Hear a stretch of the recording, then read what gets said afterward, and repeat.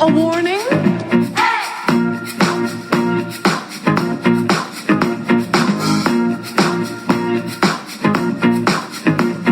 There ain't nothing to worry about. I'm worried that you work in an office. Have children. Celebrate wedding anniversaries. The world of heterosexual is a sick and boring life.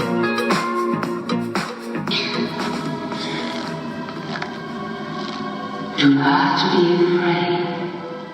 We will not harm you. We have been waiting for you a long time, Atreyu. Are you the Subnorcal? Yes, we are. Then you must know what can save Fantasia. Yes, we do. Well, what is it? I have to know. The Empress needs a new name. A new name? That's all? But that's easy. I can give her any name she wants. No one from Fantasia can do it. Only the human child can give her this new name.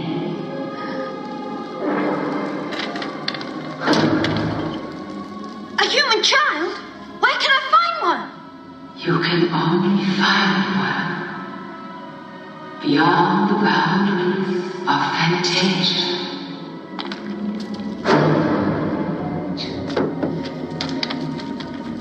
If you want to save our world, you must hurry. We don't know how much longer we can withstand the night.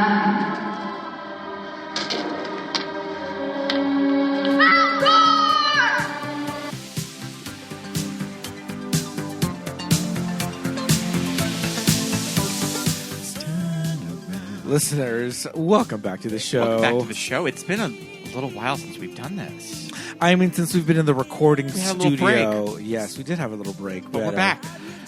We had a rerun last week, but we are back. Thank you for coming back, listeners. We love this movie. Are you ready to go on a journey? I mean, a quest. A quest? If you will. A quest. My name's Pete. And I'm Scott. And these are the movies that made us gay. We made the journey up to Joshua Tree to visit with our dear friend Jared Anderson. Welcome back to the show. Welcome back to the show. Last on for Willy Wonka and the Chocolate Factory. I feel like all of your movies, I think, would fit on the same VHS of that you're going to be going from. You recorded them off TBS. Labyrinth, Willy Wonka and the Chocolate Factory. And Pee-wee's Christmas. Pee-wee's Christmas special has to be somewhere. And I don't know that they're not all in the same universe. They very well could be. Munich, yeah. apparently. The town of Munich, Germany. I feel like Joshua Tree out here is this our little bit of Fantastica. And this is Two for School Studios. So welcome. Thank you very much for having us, and thank you for coming on. This movie, I mean, it's been a long time coming, right? Yeah. This movie. I think we've had listener requests for this. Yeah, movie. so it's been in our back pocket. It's been in the hopper for a while. So we just watched it, fresh. All three of us sat down. And, I'm tingles. I'm like really touched. It was just as beautiful as I expected. Yeah, good. We watched The NeverEnding Story, directed by Wolfgang Petersen, screenplay by Wolfgang Petersen and Herman Weigel, based on the 1979 novel by Michael Ende. Ende. I don't really know how you pronounce his last name. Ende. It's German. Yeah, it's German. But, The NeverEnding Story. So I feel like this is going to be the VHS that you watch at your grandma's house. That's going to be all three of those movies, and it's probably going to finish with The NeverEnding Story. You're going to be watching like Willy Wonka or Pee-wee's Christmas special, and you're going to finish the tape on The NeverEnding Story. Oh, I would never leave the house. That sounds great. I mean, yeah, if I had just one tape with all those on there, it'd be pretty worn out pretty quick. I'm trying to think if the tape that I grew up on with The NeverEnding Story, it was definitely at my grandma's house. And I want to say, Jared, Willy Wonka and the Chocolate Factory could have been on that tape. I was trying to think of it, and I think it might have been. I could tell you because I was probably 9 or 10 because the video. So I didn't really know about this movie. I would have been 5 or 6 when it came out. And then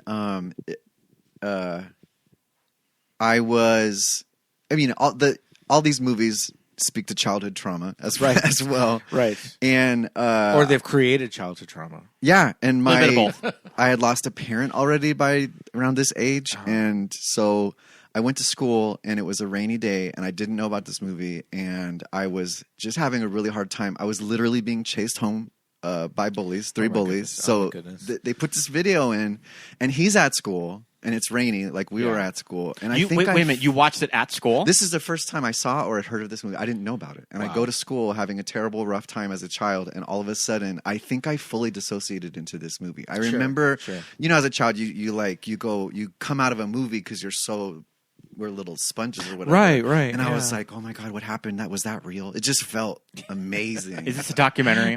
Yeah. So it's wow, because it's such a beautiful I did see it in the theater, but I was very young. I remember being a little kid when I saw this, and my sister and I went camping with my dad right after this. We saw it. We went camping on Rosarito Beach with my cousins, and the whole time we were just talking about the movie. The whole time. Yeah. And it was just like obsessed with it. And, watching it back now, Falkor, like puppet creature. Luck Dragon. Full size, on set, next to this kid, sleeping like in the crook of the arm. And the big head is like moving around.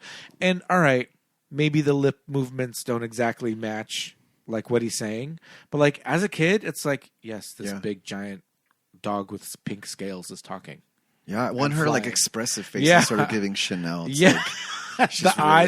emoting. There was moments when Atreyu is scratching Falkor behind the ears, and it like pulls an expression that's different than its regular. And this is, like I said, a giant, full size puppet machine that is the size of like a VW bug or whatever, or microbus, and it's like making multiple faces, making like expressions. As kids, we were like, yes, 100%, this is a thing. This is real. We had never seen... Okay, they're calling it a luck dragon. As children, we have no ref. What is that? That doesn't exist. It's not a thing. You're telling us this is what a luck dragon is. It's got a dog face. Yeah. Kind of scales, too. It has scales on it. And I've never seen like an aesthetically pleasing eczema case. She's sort of scaly. Scaly, but like but it's like shimmery. With fur, but it's also kind of feathery. And we're just like... Yeah, that's what a luck dragon looks like. Clearly. Duh. But as kids, we have no reference for it. There's nothing. It doesn't come from any mythology. It's completely made up. And it's just this. My point is, this movie's so well done that it just gave us these references for like these new kinds of like creatures that we had never seen before. And I think that also speaks to the fact that this is a very foreign movie. Yeah. This movie is clearly not made is anywhere in the United German States. production, that it was one of the most expensive movies to come out of Germany at the time. Yeah. And it's kind of an interesting foreign import, but American crossover, because I think that an international American audience was always intended for this. But it's a complete European production. What always got me as a kid were watching Bastian, Barret Oliver, when he's wandering around the city. And you can kind of see as a kid that you're seeing this like urban environment, and you kind of think, there's something up with this. There's like a Mentos commercial being shot. Why does it look so weird? Like this is, this is clearly not America. Is this German? Yes, it is. And it's kind of reflecting back on that city's Toronto. Well, actually, you're right, reflecting back on my childhood, anything weird that they spoke English that you would watch in America, chances are it was from Canada.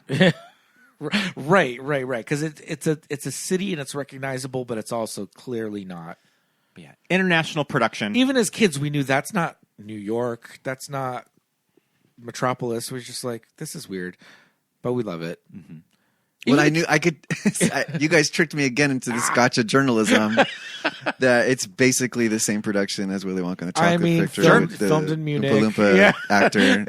Well, that's a different version, but we're still in the same. We should remind your listeners that Willy Wonka has been somewhat controversial in my relationship. Not at particularly all. with Scott. I feel like it's one-sided. Oh, gaslighting. We That's did all it. right. We We're going did to stay in a moment. We We're going did to stay an with the entire NeverEnding Story. episode on it last year. Yeah, this is the never-ending. And the Willy Wonka never-ending feud. controversy is Jared not letting sleeping dogs lie. Not Well, sleeping this is dragons what- lie. And I tricked you guys because I'm here to announce my new podcast, which is the episodes of the movies that made us gay, that made me gay. It's a review podcast where I review every episode of your podcast on the new podcast that made us gay network. You guys want to start that today? I think we should a recap podcast of our Yeah, on your own network, Love and it. then we all get rich. I'm down. I'm here. Let's do it. Okay. So, all right, we have to jump into this movie. Like I said, this just feels automatically like a foreign movie. As Yeah. kids, we don't know what that also means, but it that wave of movies in the 80s of these weird science fiction fantasy movies. I mean, I'm talking about Crawl, Legend. yeah. What are other ones? I mean, 80s is just full of those kind of like Conan Dune, the Barbarian, Dark Crystal, Conan the Barbarian, Yeah. Labyrinth. Yeah. Just kind of these really interesting and ambitious fantasy movies. These movies Yeah. all had a couple of things in common. They have some really great water tank photography. Yeah. Beautiful credits in this You movie. need clouds, throw some paint into a tank of water, and you got the opening. Slow it down. The opening Yeah. 5 minutes of this movie here, and that's in all of those. Yeah, slow it down. There's some weird sort of adult-like elements with like David Bowie's crotch and the titties on the Oracle. I mean, absolutely. In this one, yeah. yeah. And for a children's project, it's something that we as kids were just like, oh my god, that's an Oracle. Goddamn titties. But Yeah. like, I don't Feeling know. some sort of way. Well, and addressing About- like really strong emotions, just head on with Strong Artax emotions, and yep. Me. the Okay, so swamp of depression. We do have to address the fact that, I mean, you did bring this up a little earlier.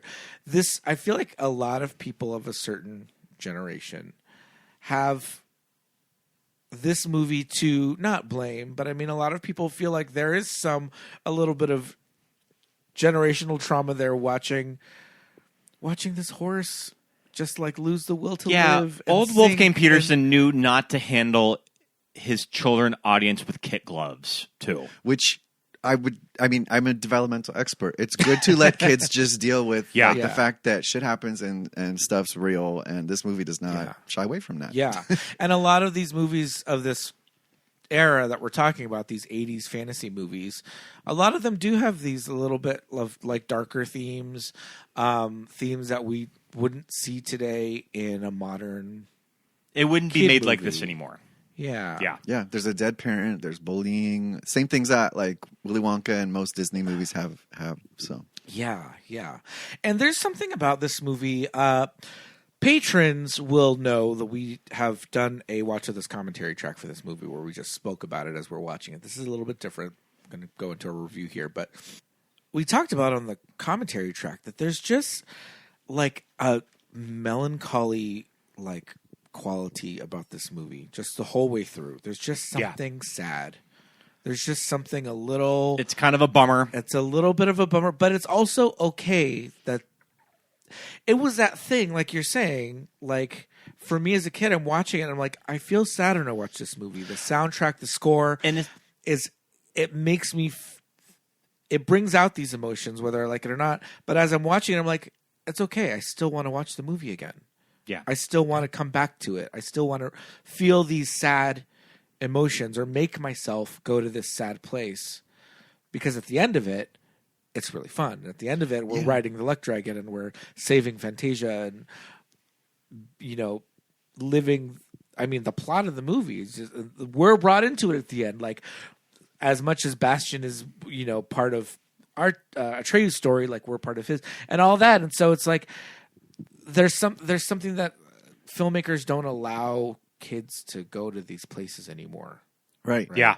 And you can rely on the relationships. Like it's cheesy, but he's got the little old couple that helps him, and he's got Falkor, and at the end, Atreyu and the princess and Bastian are all communicating with each other, and it's like you're not alone. It's really, it's lovely. Yeah. So I feel like I was willing to go to that like kind of sad place, that melancholy place that this movie would bring, just to get to the end. I mean, we were legit Watching it. cutting while we were watching it. It was mean, pretty. I think also kind of intense. speaking to anxious children too. Yeah. The type of children that I hated going to math class as a kid.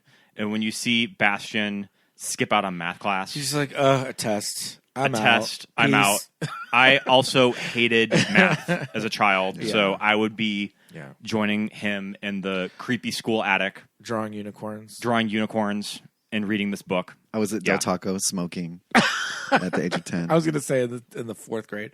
They're all the Bastian and the princess are 10, I guess, during this, Sure. and the actor of Atreyu was 12. Okay. Apparently, which is the same age. I mean, Yeah, it came out. The video came out when I was 9, maybe. yeah. So I do want to talk about Bastian being this kind of like artsy fartsy, Drawing Yeah, he's a unicorns horse on his girl. books. sensitive boy. Horse girl. He's Yep, a sensitive he's boy. He's not like other boys. He doesn't want to try out for sports. Yeah. And his dad is like, his- because you're afraid. And he Okay. mentioned that he is really into horses, and his dad wanted to get him riding lessons. Drawing unicorns. And Well, that didn't end see, so well. But the thing is, okay, first let's rewind a little bit. His dad is played by Gerald McCraney, Major Dad, Yeah, who to this day, I believe, is still married to Delta, to Delta Burke. which correct? means that's his dead mother is Is Delta Burke. Delta Burke. Yeah, played Which by I'm on board with. Canon. headcanon. What's her name on Designing Women? Suzanne Is it- Sugarbaker. Suzanne Sugarbaker. Designing Women and The NeverEnding Story are in the same universe. That- And to add to his Listen. trauma, I believe that Gerald McCraney is probably votes red. I'm Major This is Dad. not a political podcast. but He's in the military Yeah. as Major Dad. Can I tell you this? I was on a podcast briefly with some straight friends of mine, and it was about very special episodes of sitcoms. yeah, oh yeah. And so we did a Designing Women episode, and at my behest, and a lot of them had not seen You did the Tony Goldwyn one, right? Designing Women. We did a Tony Goldwyn. It was, In it the was middle, an you eight- just spontaneously lip sync. It The was- lights went out in Georgia. and that's Marjorie, just so you know. So they were not as familiar with Designing Women, so I had them watch this show. Go figure. They watched it. It's a season 1 episode, so it's very early on. And we're sitting down and we're talking about it. And I was like, so what is your guys' take? And they were absolutely taken by Delta Burke. They were Her just beauty. like, they were just like, Suzanne was so hot. They were just so like taken aback at how beautiful she is. And I was like, It's true. duh, it's Delta Burke. Like, hello. Yeah. But side note. So, okay, so Major Dad is like, I think the thing is, I was like, oh, you love horses. Like, let's get you horseback riding lessons. And he's like, I don't give a shit about her. I don't want to ride a horse. He was drawing unicorns. He was like, they were unicorns. Right? So I don't know if he's just like, Bastian is definitely the kid that's going to be picking out the Lisa Frank notebook Yeah. for school So to my- put all of his English papers in. so my point is Bastian Bux a friend of Dorothy? Maybe. Well, no, I mean, because as a child, you just know right. Well, I did, and I think you did too. I just knew right away, like, oh, that's me. Yeah. Because I'm not He really speaks to you the as a other kid. boy. I'm Yeah. not like the tough guy. Yeah. Although, again, at that age, this is a tricky. I mean, thing. there are You're gay like- bullies. At that age, I fully knew that there was some sort of magic electricity when the other boy comes along. But that's another story. But, yeah. But also, the other boys were not drawing unicorns while they were daydreaming. No. They were drawing like G.I. Joes Top Gun. Yeah, and they're drawing like Transformers. planes and Transformers and shit. Yeah. Not unicorns. I mean, I was super into He-Man, but that was for other reasons. So yeah, I don't know. I've always kind of had this like another headcanon. Delta Burke is his mother, and he is a little gay wad. Well, whether or not that's I don't think Everyone's the second one fantasy. is that much of a stretch. Right, and right. I'm not kidding when I say I was feeling confusing excitement other parts of it cuz Well, Noah Hathaway is a very cute child when you're watching it as a kid. yeah, I mean children Yep. notice things and they feel things. They're Yeah. not at like a mature level to take it anywhere further, but Yeah. you're kind of like what's going on here? This is exciting. Yeah. And also, like I said, when I did watch it and then we all went camping with me and my sister and my cousins, I feel like me and my sister were like, yeah, NeverEnding Story. And my cousins were like, body slamming each other and like Right? shooting each other with like 1,000%. with like pieces of wood. Invasion driftwood USA. Yeah, they were all about like fucking. Any Chuck Norris They movie. were about like Rambo and stuff. Yeah. And I was like, Rambo. Yeah, I'm like So sitting in my boring. tent with my big, huge prop book. Yeah. Like in Magic Band or whatever. with Could my you wishing, imagine wishing having? well for boys? Could you imagine having that prop book as a child? I can't. And like the I'm mad that playing Steven that you Spielberg could has do the amulet or with whatever. that giant, never-ending storybook. Yeah. Yeah, I don't know, man. That would be cool. But okay, so when Bastian Bux does like break free from the kids, Break free. and he's talking to the used bookstore owner who is not Maurice Sendak. In You my thought it head, was- But does he You look thought like Maurice him, or Sendak. is that a thing? Kinda. A little bit. And yeah. Anyway, So the guy's like, there's no video games in here or whatever. And me and the bookstore owner do have the same glasses. Oh, work. Okay. Yeah, we have the same wireframe glasses. Cyclical, the Yep. things come around. But Bastian's like, no, I've read everything. And I'm like, girl, some Treasure of those- Island, some Lord of the those- Rings, 10,000 Leagues Under the Sea. Yeah. He read like the Bible, like I was never that strong of a reader as a child, too. those are hard books. Those are hard books. I feel like I didn't get through Lord of the Rings until like after high school. I did discover A Wrinkle in Time. 'cause Yes, I did love that. Didn't Oh, have that friends, was always and so I was a- hanging out in the library, yeah. and it was a beautiful black, Really sort cool of- cover. A Wrinkle in yeah. Time was always a smart kid book when I was a kid. That Oh, I knew that I didn't think my reading so. level Was it? wasn't quite up to par. I thought it The was type of books that I'm I still did too, intimidated and I was by. surprised that I Yeah. kept. It's the first time that I really, but it was a similar thing. I really was escaping. Oh, I read it real quick about the movies that particularly made escape Sure. part. I read an article. They caught two things. They caught up with the director and the 3 actors. I believe are still with us. Well, they're not Of that this old, movie? actually. Yeah, I they're think, like that, our age. I think Wolfgang Peterson has since passed. Oh, okay. So Yeah. a couple of years ago. Yeah. And he did get like a ton of letters. Little girls had a major crush on Atreyu. So there was sort of a thing. Understandable. All Yeah. of my lady Yep. friends have said that. I think little Scott had a crush on it. So, Yeah. yep. But yeah, I'm sitting here going like, I like to read, and I did read A Wrinkle in Time, and I read a lot of like the Newbery Award medal winning books because they only for our book reports they had to be Newbery Award winning. Oh, okay. Newbery or adjacent. No, they Calvin- had to be Newbery. Oh, they had to be Newbery. specifically. Okay. That was my teachers though. But I wasn't reading like 20,000 Leagues Under the Sea and like Lord of the Rings like in elementary school. Tarzan. Tarzan? No. Last of the Mohicans, one of the Last first of the Mohicans? one of the first American novels. As a Yeah. child? No. Moby Dick, A Yeah, Tale of Two Cities. What? Yeah, that's what I'm saying. I'm like, this kid is reading. He's like, yeah. Yeah. If I started reading A Tale of Two Cities at that time, I'd still be on chapter 25 But- now. Yeah, yeah. But So you're he's the like, one- I read Ulysses. Fucking. But you're the kid Girl. calling out Bastian of being. Did you though? Yeah, that's what I'm like. Yeah, girl, I'm did just you? jealous Girl, because he did you? got his booklet. Like, he Yeah. has like 25 free pizzas. He got, I was and going to still- say, he got yeah. his personal Pizza Hut pan pizza. All of but our I'm- resentments are coming But out. I'm here sitting like Garfield Strikes Again. Like, Reading your Calvin and Hobbes. you know? Yeah. Like, okay. Like, what? It's a book. I got it at the book fair. It counts. Yeah, not even Calvin and Hobbes is too cerebral. I was Garfield man. My sister was Calvin and Hobbes, which led to other things like Doonesbury, which didn't even get me started on that. Political. But I did read books, ladies and gentlemen. I actually did read. Pick Lord up of a the book. Rings and pick up a book. Read a book. Are you tangled? Are you good? Oh, no, I'm good. Yeah. Okay. Yeah. So that was the one thing I was like, all right, girl, calm your tits. Well, the bookstore owner is telling him about this book, a book where you can't escape. The ones you read are safe, but girl, not this book. the ones you read. Read at your own caution. Yeah. And then he takes that book. So I was He fascinated. mops that book. He mops that book. mopping is stealing. I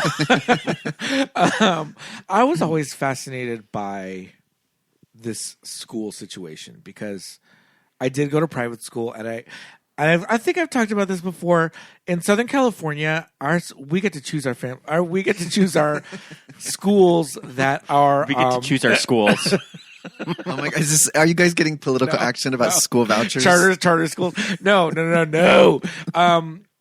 My point is, our schools are like those bungalow style where there's Open to the air. hallways. They're open to the elements. Which I was always very fascinated with. Right. And so all my schools have been that way, from elementary school through high school, and I was always fascinated with the hallway. Well, I wanted my Saved by the Bell experience. Well, I think this school in particular does look a little different.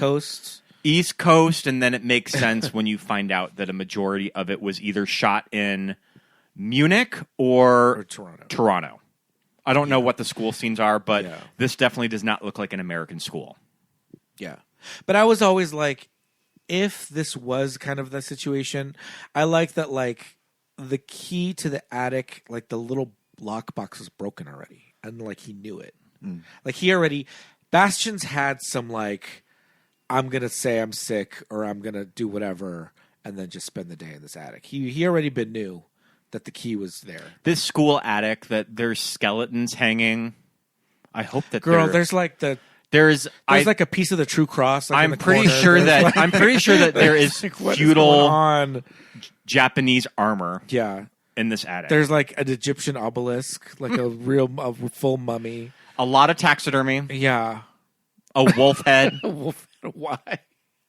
Yeah, pretty sure that there was like a fox mount somewhere. They just do a lot of stage productions at the school. Everyone knows the school for their production value. But yeah, I love this crazy storage attic in the school. It's such a beautiful, cozy space. As a kid, you're just like, oh, I'm going to go hide out. I can skip the math test. Yeah. And that's the thing. It's like he went ready for the day. So he has his lunch. Like he's got food. Like he's got snacks. So he can like... I should show you our shed after this because we inherit weird taxidermy. Sure. And we have a goat, like a horned goat head in there. Okay. We have a snake in our bedroom. We didn't buy any of these things. End up with haunted things. I grew up in a house of weird taxidermy, so it was definitely something I was surrounded by. Yeah, here we are. Yep. Yeah. No wonder we're. But yeah, Bastian cracks open this book, and we are brought into the world of Fantasia. And holy shit, is this world so immersive? It's so fabulous. It's so well done, and I think for the most part, ages really well because this was at a time where visual effects that you could do stuff like matte paintings. Not really. I mean, digital effects wouldn't have been a thing until until the later half of the 80s. So for the most part, everything had to be in camera with miniatures or paintings. Yeah, and it looks great.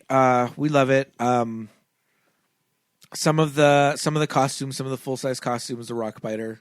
Our boy Rockbiter. Our muscle daddy. Well, no, see, the thing about the Rockbiter is he's the one to me that is like the most melancholy character of them all. Mm-hmm. Oh, he's so sad. That whole monologue. Yeah. These are my good, strong hands. They're not the good, strong hands. He has those beautiful, expressive blue eyes. That shit is, oh my God. It gets me every time. It's a kind of a crazy puppet. It's like a rock. Snacking on his limestone. I do wonder if like these kids today, are they watching this just like fake? Yeah. I don't know. I know we're saying how well done and beautiful it is, but maybe. Yeah, no. For me, he was the Jesse Plemons of his time, the Rockbiter, just showing up in every movie. Yeah, we were talking about. You guys were talking about his for your consideration. Oh, sure. Supporting. Yeah.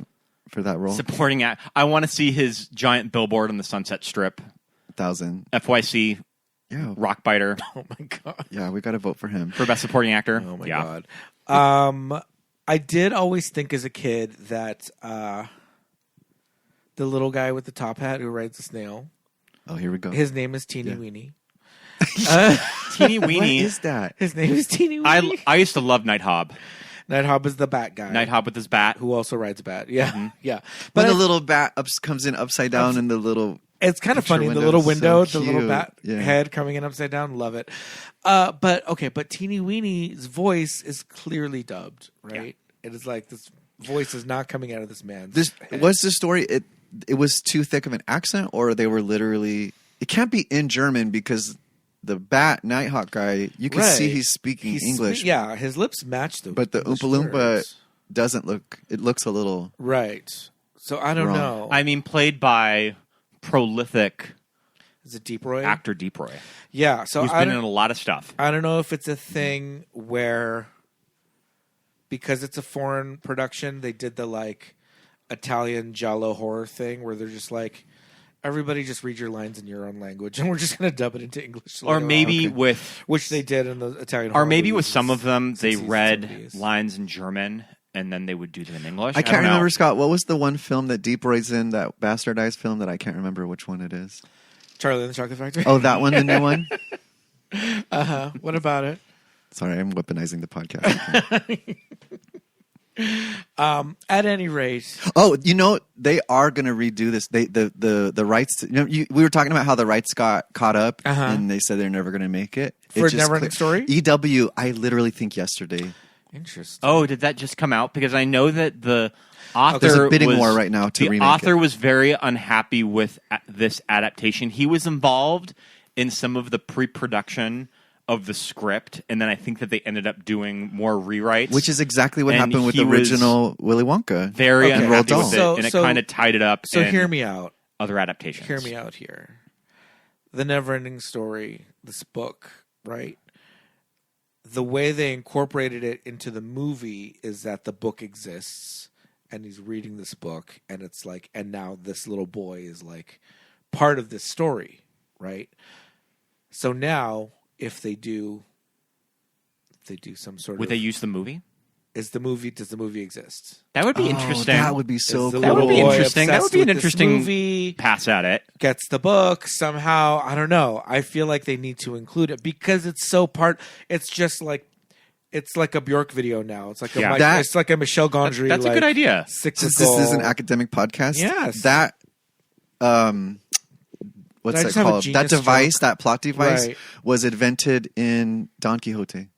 Okay. When he wrote that in like the 1600s or whenever, Sure. Cervantes was the first person where you're reading, it's meta basically. Yeah. Or metalepsis is what it's called, when the narrator all of a sudden alludes to the fact that Acknowledges. you're reading a book right, When now. the when Yeah. the childlike empress is looking at the screen, she's quite literally looking at you, the viewer. Right, so as a Yeah. movie viewer or Yeah, as a yeah. book reader, you're kind of like, what? Am I part of this? So Which- I've never yeah. read the NeverEnding Story, but I don't know that is the Bastian Bux character reading the book a device, or is that something that Sure. they created for the movie? And maybe that was something that the author was a little unhappy and with. whether or not that's the Yeah. case, this movie now has become so tied in with the book and Yeah. everything. Now that I I'm feel part of like- the podcast that made us gay network, we Yes. should start a book club where we actually read it. And I know that it is Fantastica. quite literally half the book. it's the first half of the book. It's the first half. What do you know anything like? Do we know what else happens after? Well, I know everything that falls the apart? second NeverEnding Story that we don't have to go too far into Yeah. because it is not great. Yeah. Is It's kind no of Grease 2. It's kind of a half-ass attempt of the second half of the book, Okay. Okay. and then the third NeverEnding Story is all just fan fiction. All right. Well, if anybody has showbiz on speed dial, I've got a great idea. Get us an interview with Kathleen Kennedy. Yeah. For the second, Yeah. where they put him on Ritalin For and this reboot. like he needs to go to therapy because he's Yeah. hallucinating Yeah. this dog dragon or whatever. It turns into Return to Oz. You listen, mark my words. If we watch this NeverEnding Story in 2028 and the movie is like a plot device, Call the lawyers. get I mean, we're on the Robert record talking Shapiro. about it. I'll get Robert Shapiro on the phone right now. If it don't fit, You better quit. you You better quit not giving us that point on this goddamn movie. on the back end. I'm telling you, you heard it here first, listeners. Okay, so this movie. I mean, granted, I'm like 6 years old, so the first time I've heard anything is the first time I've heard anything. But the ivory tower as like a phrase, turn of phrase, I kind of just assumed came from this. People are like, "You're up in your ivory tower." I'm like, "Ooh, they love the NeverEnding Story just like me." Yeah. But I thought that's a very interesting kind of like use of phrase, I guess. But I think that the ivory tower, the way it's depicted, is kind of cool. Oh, I think it's neat. Yeah. Yeah. I mean, it's giving a little like moving waterfall painting, Okay. like like the Yeah. waterfall paintings. I love a good waterfall painting now. That moves. Yep, I that love. moves, They're great. yep. They're beautiful. It's giving a little of that. But I think it's just there's something that you're like, I've never seen anything like that before. Like, this is so fucking cool. Yeah. And as a kid, you're just Well, like, and also this castle is built into this rock rocks, formation. yeah. Too, that I mean, this isn't just like a storybook castle. It's very Lord of the Rings. Yeah. It's like using the environment, And also the just natural kind of environment. these cool set pieces in this movie that when I was a kid I just wanted to explore around. Yeah. Like when you get the shots of one of the gates, like the Sphinx, like you just kind of want to explore all of this environment. You want to jump in on the screen and like walk around. I You love wanted to explore them titties. I love cozy spaces. So the attic, but then when Yes. the little couple, the little old people and their little, I just to go in there and Yeah. drink. I have newt soup with grandma. Yeah. It's just so cute and cozy. Engiebook and Urgle. We love them. Her name is Urgle. Yes. I love her little like onion cap, Yeah. her little hat. Pete, that you know little who she's peak. played by? Is that Ron Howard's mother? The woman is not Ron Howard's mother, No, but she's an I mean, actress. speaking of Ron Howard, she's in Willow. Oh yes, she She's is. who. She's Finn Rizal. Yeah, Yeah, She's- in like person form. when she grows into an old woman. yes. And when I see that scene, it's weird. It's like I can't put my finger on it, but it's like I feel like I know a couple where there's sort of like an irascible grump and, Right. and an optimistic, Yeah. plucky. I can't quite put my And it's finger that on what thing couple I that, know like- that's like that. I'm like, I feel like I know someone who's grouchy and hangs out with like a really upbeat. But Scott's not grouchy.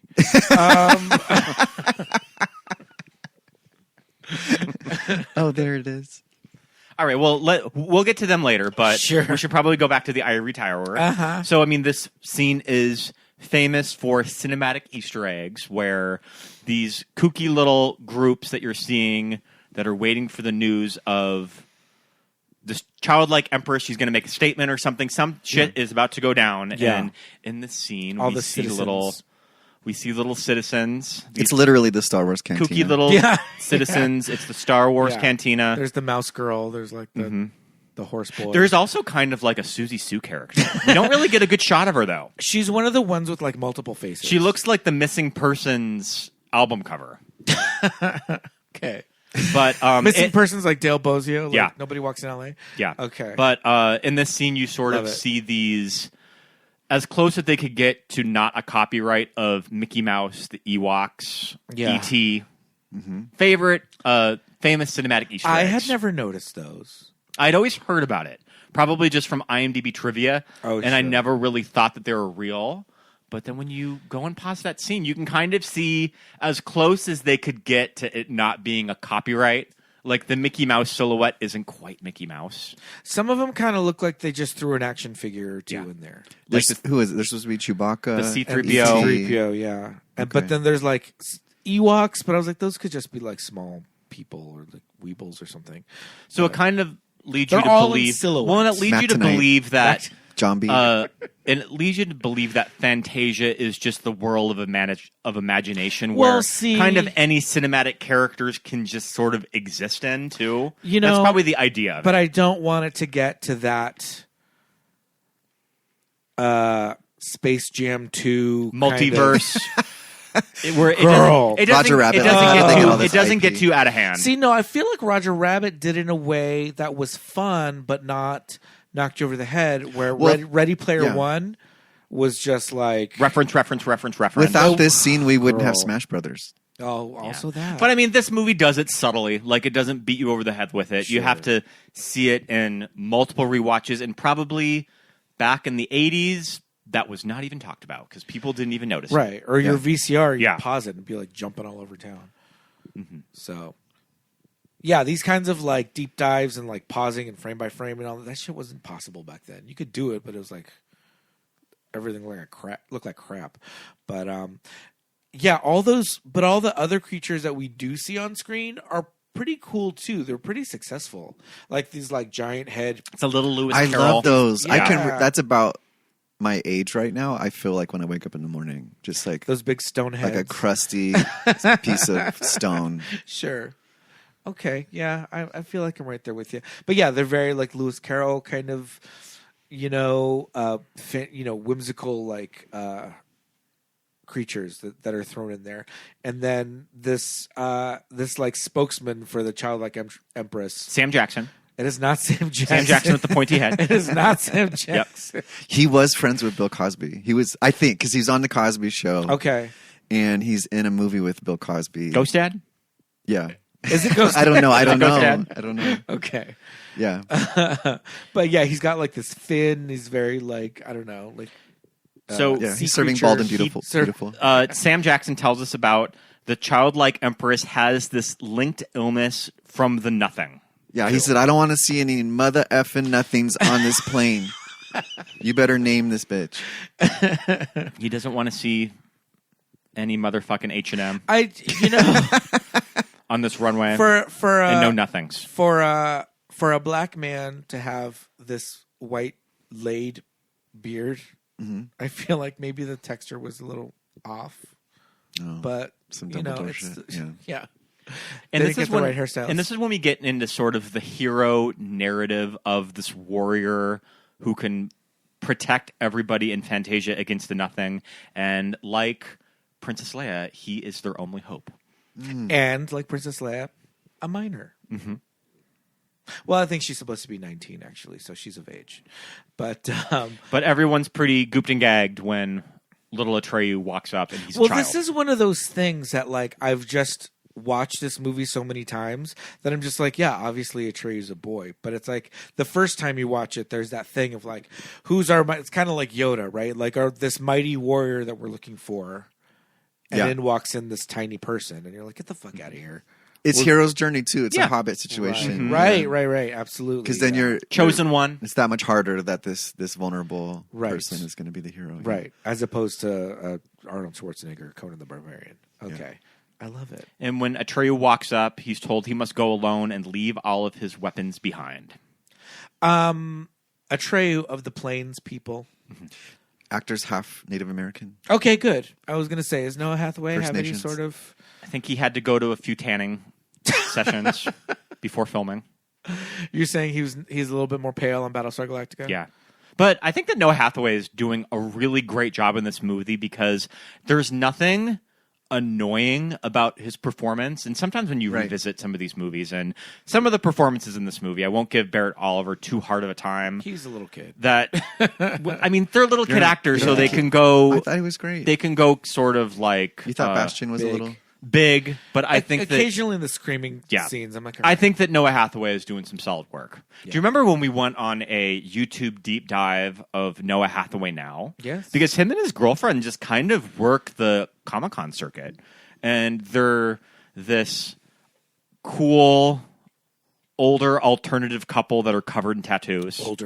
Older, and his girlfriend's very like Suicide Girl, too. Oh, cool. And they just kind of work the con circuit together. Why not? Yeah. Yeah, I feel like there's a lot of actors right now that doing these cons is like just kind of a great form of not quite passive income because they have to go and they have to like work, they're working, like it's a job, but it's just a kind of a cool way of like, okay, maybe I'm interacting with fans. I'm not going to drop any names, but I mean, maybe I'm somebody who like not really getting a lot of roles right now, but hey, you've got these people our age that have money to burn and love nostalgia and would pay real cash for a signed photo with, Keith Atreyu? Coogan or Noah Hathaway or whatever. Noah Hathaway says that he has to Like- pretty much do therapy sessions with all of these children of the 80s where scenes of this movie did kind of scar them for life. And I think That's that what I'm saying. And I think that kind of with him is I think that sometimes meeting him, you can release that a little bit of being so fucking bummed out when you saw Atreyu's horse die. Yeah. That it's a little releasing when you can actually like sit down with him and meet him and have a small little conversation. Your brain and your body Yep. holds on to that stuff. It really does hold on to the sort of feelings that you felt. So, yeah. But yeah, seems like a pretty cool guy. But I feel like, too, when you're a kid and a certain type of kid who rewatches movies over and over and over again, and you just have this idea of these people on the screen, to see them later, like social media has kind of really been this thing where we're just like, wow, they're like, they grew up with us and they're like adult people now with their own And lives. being on and these shit. film sets with practical effects, they really did go through an extraordinary, real life, like huge scale. Well, especially experience. Noah in this movie Yeah. because the role for a child actor is so physical. I mean, you can use doubles for some stuff when he's like falling off the turtle or. And he's fresh out The of nothing traction. is like Yeah. he's holding on to this small tree where the nothing is about to like blow him away. But for the most part, it looks like they kind of used this kid. Yeah, do you want to talk about that thing? The traction thing? Oh, sure. So, what accidents did befall? Well, I poor always Noah? heard that they almost drowned him in the swamp of sadness when they had this hydraulic system like sinking this horse. I think that's a little urban legend. Well, And the also- injury happened before the real one where he Oh, broke his sure. back. He happened broke before- his back when he getting was ready doing for it. horse training, and he was in the hospital for a few weeks, and they thought that they might have to recast him as he was recuperating. But Like he- 2 months he was in the hospital. yeah, right? but he ended up recovered enough that he could go back to filming. At 12 years old, break Yeah. your back. Jesus. And I think that he still has problems to this day with his back over it, too. And apparently they gifted him one of the horses afterward He ended up giving it to his stunt rider. because he couldn't get it home from Yeah. Munich or whatever. Yeah. And then they reached out to him 10 years later when the horse passed and said like he lived a happy life. Oh. Yes. And I Oh, think that's that, good. and I think that towards the end of the movie, when he meets Gomork face to face in that city that's crumbling, I think that there's shots of the puppet attacking him where they kind of injured him. It fell on him. It fell on him. The big yeah. Gomork puppet. They kind of cut away from it in the Yikes. movie, probably just because the footage was that dangerous or it wasn't working. Yeah. But it did end up injuring him. I miss film where like the insurance wasn't as good, and you could just Injure children. destroy Throw children. robots Yeah. at children. Just put a new child Yeah. in. The thing is, Noah Hathaway and Barret Oliver. Barret Oliver, Bastian Bux, most of their scenes are alone. They're Most of acting. the scenes are acting by themselves. They would have been acting to like a tennis ball. Yeah, Noah's acting to puppets, to a horse, bigger puppets.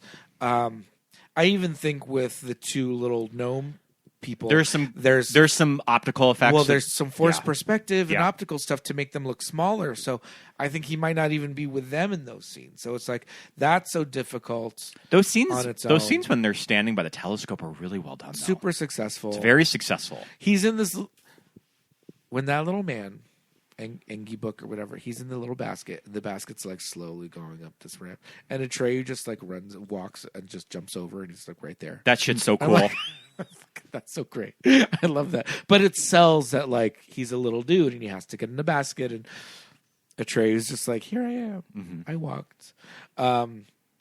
Yeah, so that's got to be so tough, and he's still like pulling it off. Like you said, it's never doesn't come across as like child actor. Yeah, and he's kind of living in the moment of each scene too.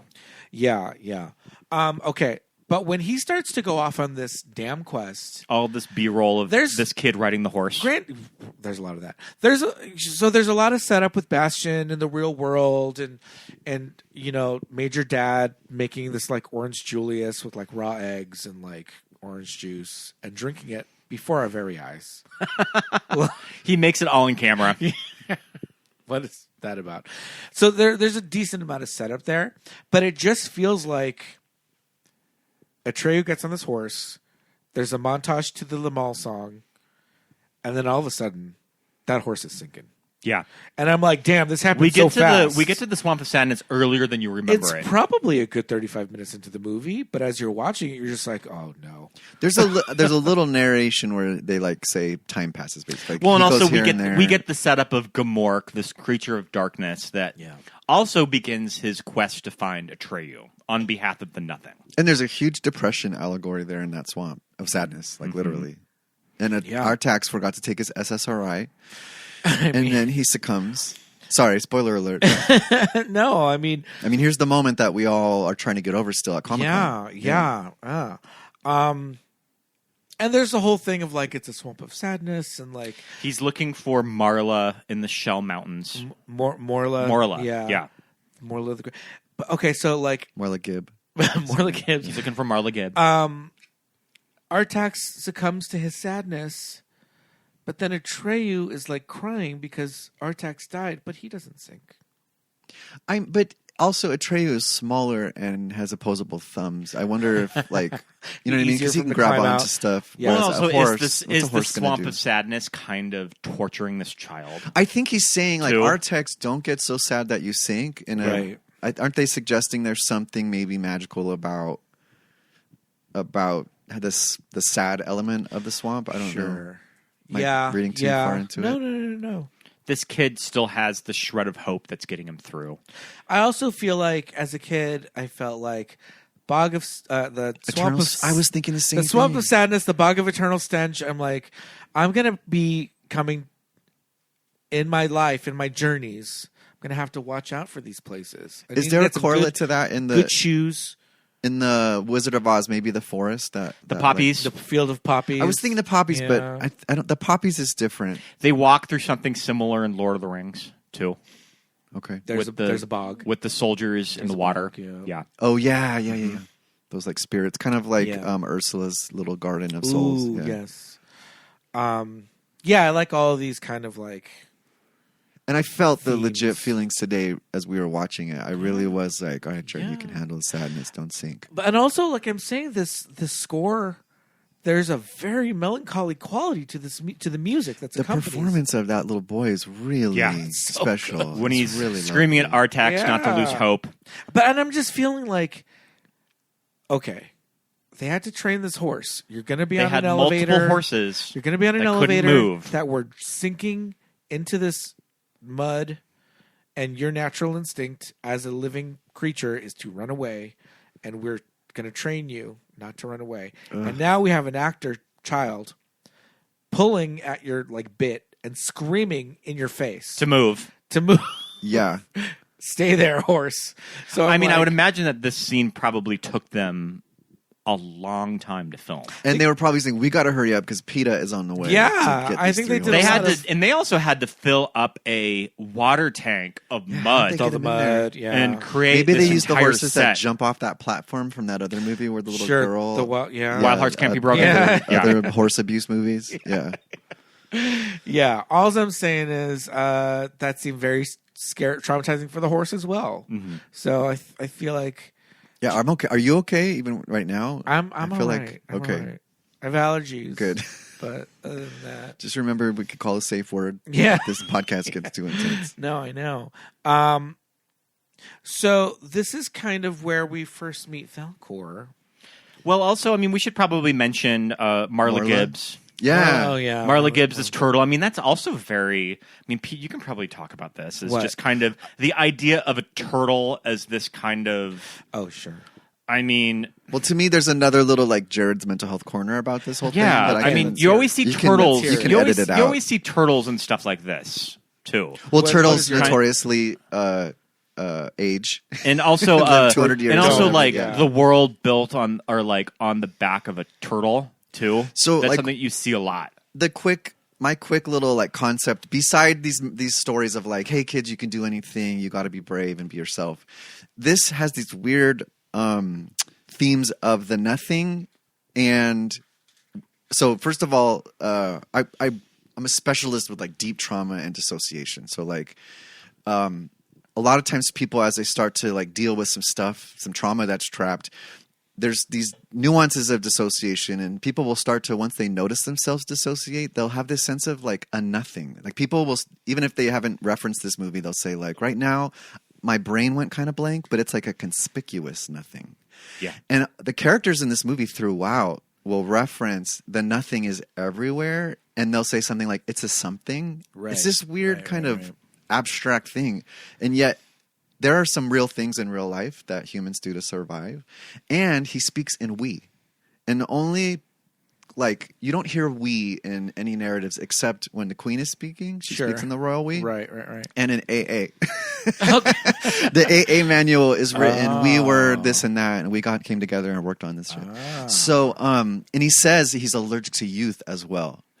So to me, I was never yeah. sure if he says I'm allergic to you or if he says youth. So you said that he said youth. I thought he said you, but I think he's talking about youth because he says Makes sense. He wants to. In the end, when Atreyu was like, "But we could die," he's like, finally, I'm like ready Yeah. to take a nap. Oh my God. So, Yeah. and you know, trauma is about your inner child still trying to survive some old stuff. So right here in this Morla moment, I feel like it's a nice, if you're going to read too deep into it, there's some stuff there that I wonder if the author was there's wisdom to me. Well, and Sure. this is when we get the idea that there's this emotional connection between Bastian and Fantasia, of when Bastian screams. yells, Yeah.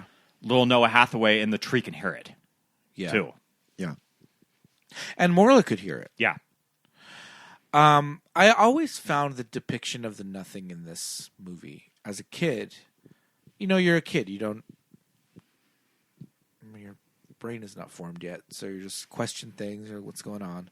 And like, okay, the nothing. What is the nothing? And it's this abstract concept that they're talking about. And the rockbiter is like, there was a lake, and then there was nothing. And they're like, oh, the lake dried up. He's like, no, a dried lake is something. There was nothing. Right? You're like, what the fuck? What does that mean? As a little Yeah. boy. And then when you see it, when they depict it, it's like this storm, right? It's this. The wind is coming and it's like washing everything away. And I was like, okay, that makes sense to me. But also like this idea of like a void or just like. It's nihilism. Which Yeah. is sort of German too. Yeah.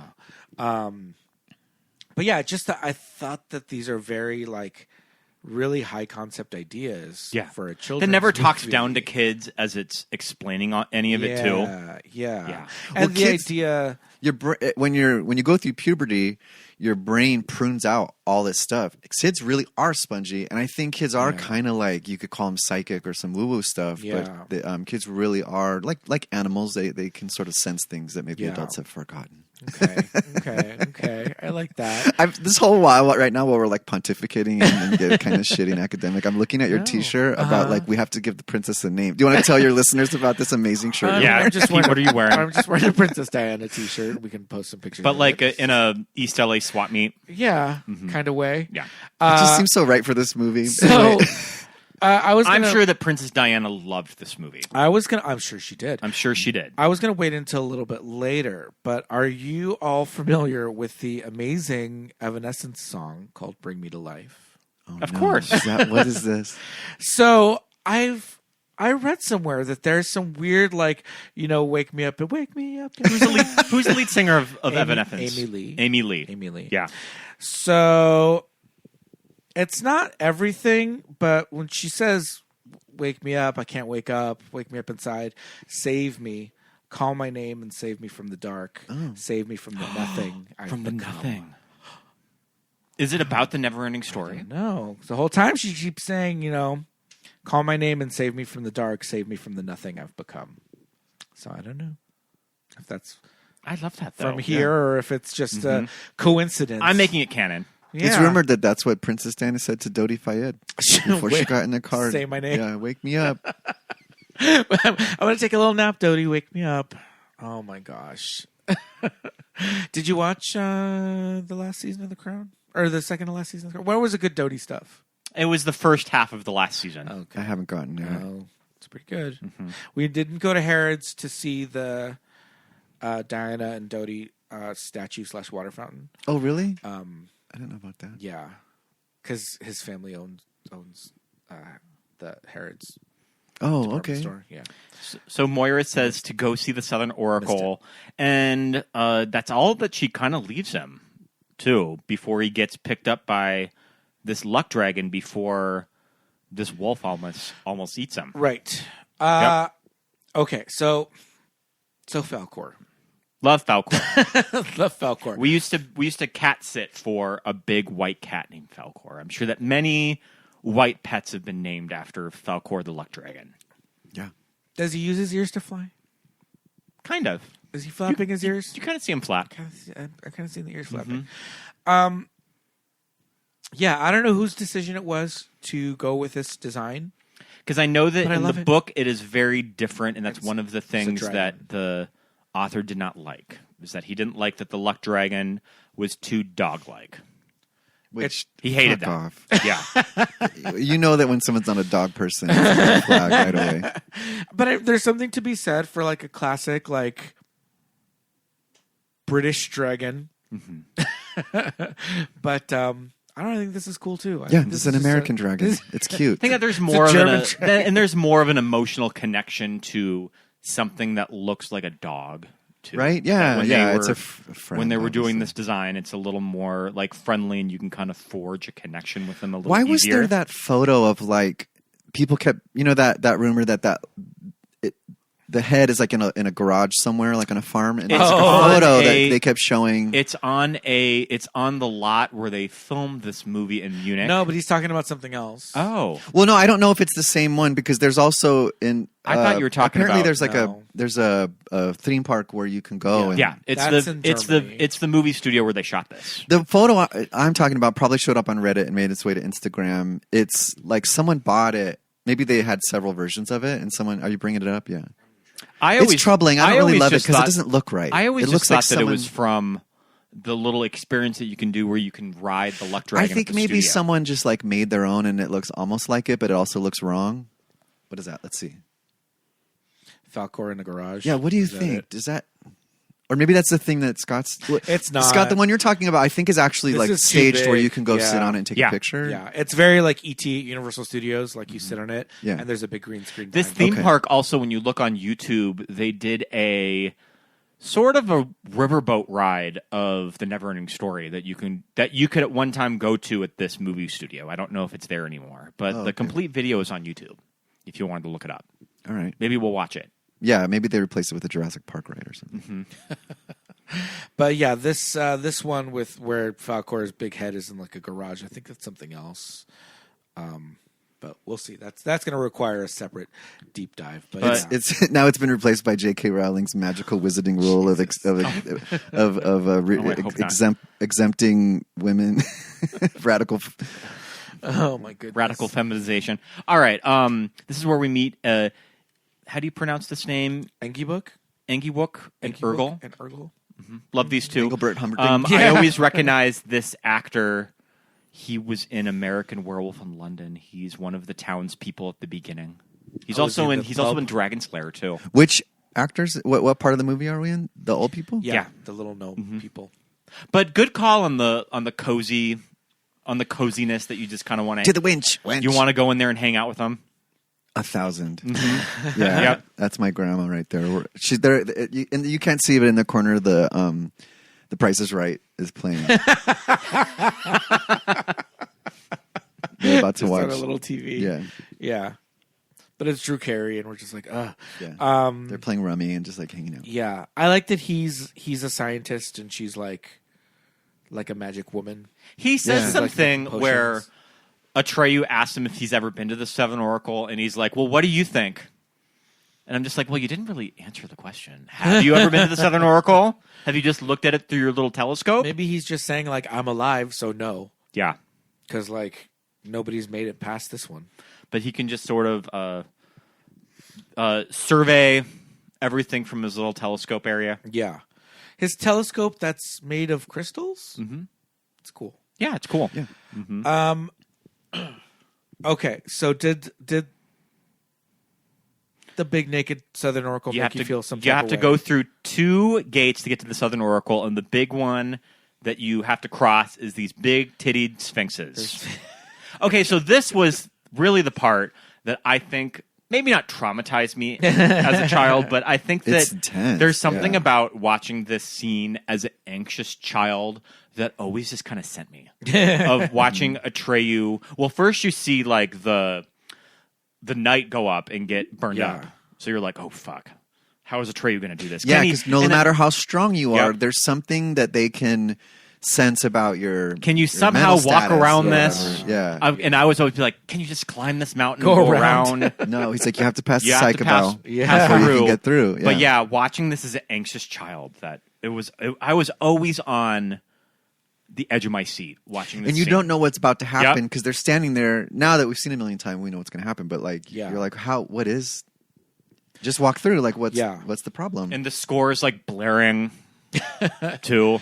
Yeah, yeah. Boom, boom, boom, boom, boom, boom. Well, the whole thing is like this. She can see within you. She can see your thoughts. What do you think of yourself? What is your if you self-worth? know your own value, Yeah. which is like dealing with shame, Yeah. which is funny because shame is a spectrum where you want to just be in the middle. I'm no better than anybody else, and everyone else thinks I'm okay. But as humans, we have to figure out like who's going to either eat me, bigger fish, or who's going to have resources, and who's going to help me get laid, or who's going to bring me down, make me sick. And they're basically like the reason if you didn't get enough hugs in your childhood and you don't have inner value, the reason why narcissists are narcissists is because they're trying to elevate themselves above the fact that they don't really feel valuable, but they'll never admit it. So you see this strong knight going in there, and it's implying he acts tough and he thinks he's tough, like certain dictatorial leaders that we may know about. But the psyche val knows that you could be a hobbit and feel more value on the inside than this medieval times fantasy. Right. So, this big titted sphinx knows what's up. She can see right through your heart.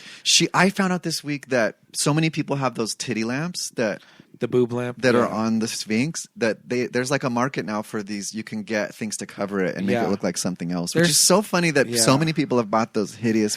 Well, it was, I know that none of your viewers 90s? have those lamps, so I'm just speaking freely here. Sometimes you just move into an apartment and they're there.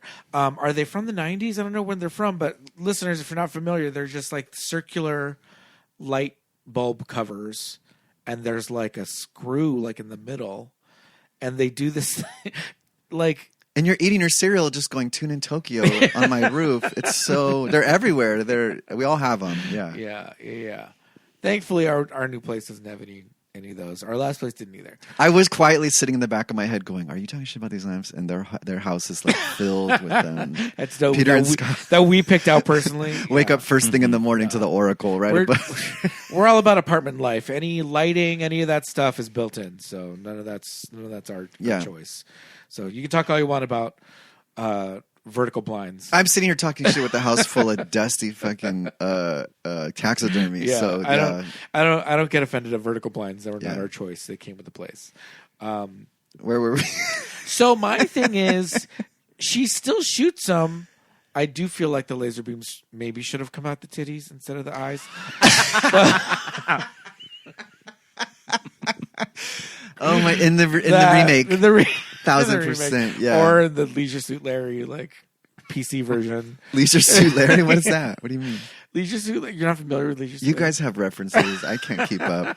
It's a PC computer game from the 90s. Wow. And it's a little more like rated R.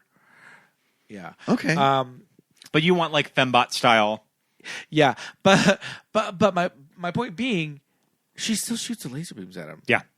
He just jumps. He just gets lucky. I was thinking that so it's today. like, does that What's mean going that on there? because he was doubting himself at doubt. first, so that's like you're doubting, so boom, here you go. He pulled it out the last minute Yeah. though. He could really do that 100-yard dash though. Okay. I feel like that kid can get into concerts now anytime or Disneyland. He's just like, look over there, and he jumps past the lasers of whoever's at the front gate. Yeah. But also, I think that he, like the guy Noah Hathaway, like he is Atreyu. So I think for a lot of people, that's the thing. Everybody that was a kid then, we're all adults now, and we have access to whatever that we have access to. Yeah, but he can just walk into Comic-Con with no ticket. So I feel like so many people roll. would be like, "Oh fuck yeah, anything for you, Atreyu." Like, yeah. I feel like These are not the droids you're looking for. Maybe You can have maybe he doesn't. Maybe that's not the case. Free but I feel refills. like I would be like, yeah, whatever. Yeah, I could offer. There's gonna be 6 meats on your quarter pounder with cheese. Yeah. If you're in my drive-through. Yeah, he goes into the Olive Garden. He's just wearing like a plunging J-Lo Versace neckline and gets whatever he wants. Yeah. So 3 bowls of salad. So after the big titty sphinx, he has to go to the magic mirror to face his true self. Sure. Kind people, they find her cruel, and I forget what else. What else it said? Our little friend said. The little man says but that? it's about kind of confronting your true self when you look this in the mirror. And what does Atreyu see when he looks in that motherfucking mirror? He sees Bastian He sees Bux! Bastian in the attic reading the book. Yeah. Yep. Is this in the broken down, dilapidated town? No, not yet. Not yet. It's when This he looks, is where they got like Alyssa Edwards behind the two-way mirror. Mm-hmm. We wouldn't have With the that if camera it wasn't dress? for Yeah. Atreyu. Yeah. he's in like Narnia or something. Yeah. There's snow all around. Sure. Yeah. He just walked right past Elsa's castle. Yes. Yeah, there's like a hot fawn over to the right out of frame. Yeah, I love it. Okay. Yeah, And this is when we meet that fucking bitch, the Southern Oracle. And this scene just used to be such a bummer as a kid. So that now you're like, it's- what is this bullshit? He She's a gets real all the way sass, there and yeah. she just falls apart. Yeah, it's the same sphinxes, but now it's blue. Yeah. What does she say to him? She tells him about only a human child can save everyone of giving her a new name. And Okay. Atreyu was just like, The hell does that mean? well, the hell does this mean? It's a lot of sort of like colonial. Like, we can't have a Native American. We have to have this like, You have to have this little white white girl. savior. Yeah, it's a mess. Oh my goodness. Yeah, canceled this whole movie. She tells Atreyu to go back to your country. Yeah, I Go back- mean, go back where you came Atreyu from. has, Falkor and speed dial. Right? Just screams his name, and that Yeah. dragon can just pick him up. Link. Why- This is like Breath of the Wild, where you Yep. whistle for the Yeah. horse. Yeah, Yeah. But okay, and that's when they get This is when we find this ruined city that's been destroyed by the Nothing. That's because I take it that's what it is. It was this like okay. But here we go, because in the city we see these murals of what Atreyu is currently going through. the bedroom at the end of Labyrinth when she's Sure. looking around. Yep. Yeah, Okay, but also Scott and I are smack dab in the middle of a Battlestar Galactica rewatch from Lucky. 2004. And this show is amazing, right? But we're getting to the point in the show where the Cylons are about to tell us, like, all this has happened before and it will all it happen will again. continue to happen again. And that becomes like an ongoing little theme of the show, that this is already happened, Yeah. right? And that was giving me that. I was like, oh, did this happen already? Is this another little plains boy that fought the purple buffalo that's coming and doing all this? I didn't think of that. Or is this now? Yeah. Is this actually Atreyu? I was like, maybe this is an old ancient village and this happened with them, right? And this is now a story that's being rewritten or something. I don't know. I don't know. It's I like that though. it's Yeah. about gentrification. They're like just like the last village. Yeah. Y'all fancy plains people move in, Oh my and prices goodness. go up. Oh my goodness. Watch out, El Sereno. You're It next. was. I mean, it was also giving me. We talked about this a little bit. There's a kind of a similar-ish visually in the Dark Crystal. Yeah. where the Gelflings When find Jen an old- finds yeah. all of those paintings. Yeah, they find an old Gelfling city, and he's able to read the. No, he can't read it. He knows it. He doesn't know the language, And it turns out that it's the adventure that he's currently on. yeah, Like it's all- a prophecy. It's a prophecy. Yeah. Yeah.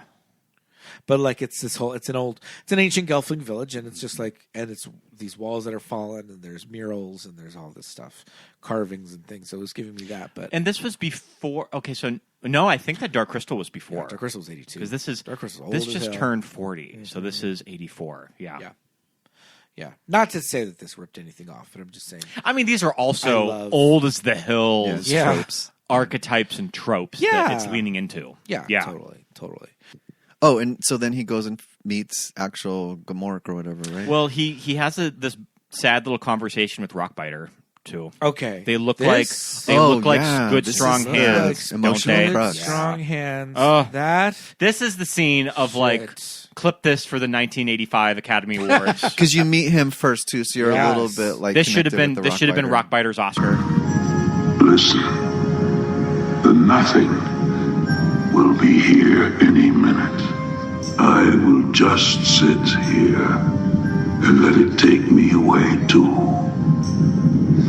They look like good, strong hands, don't they?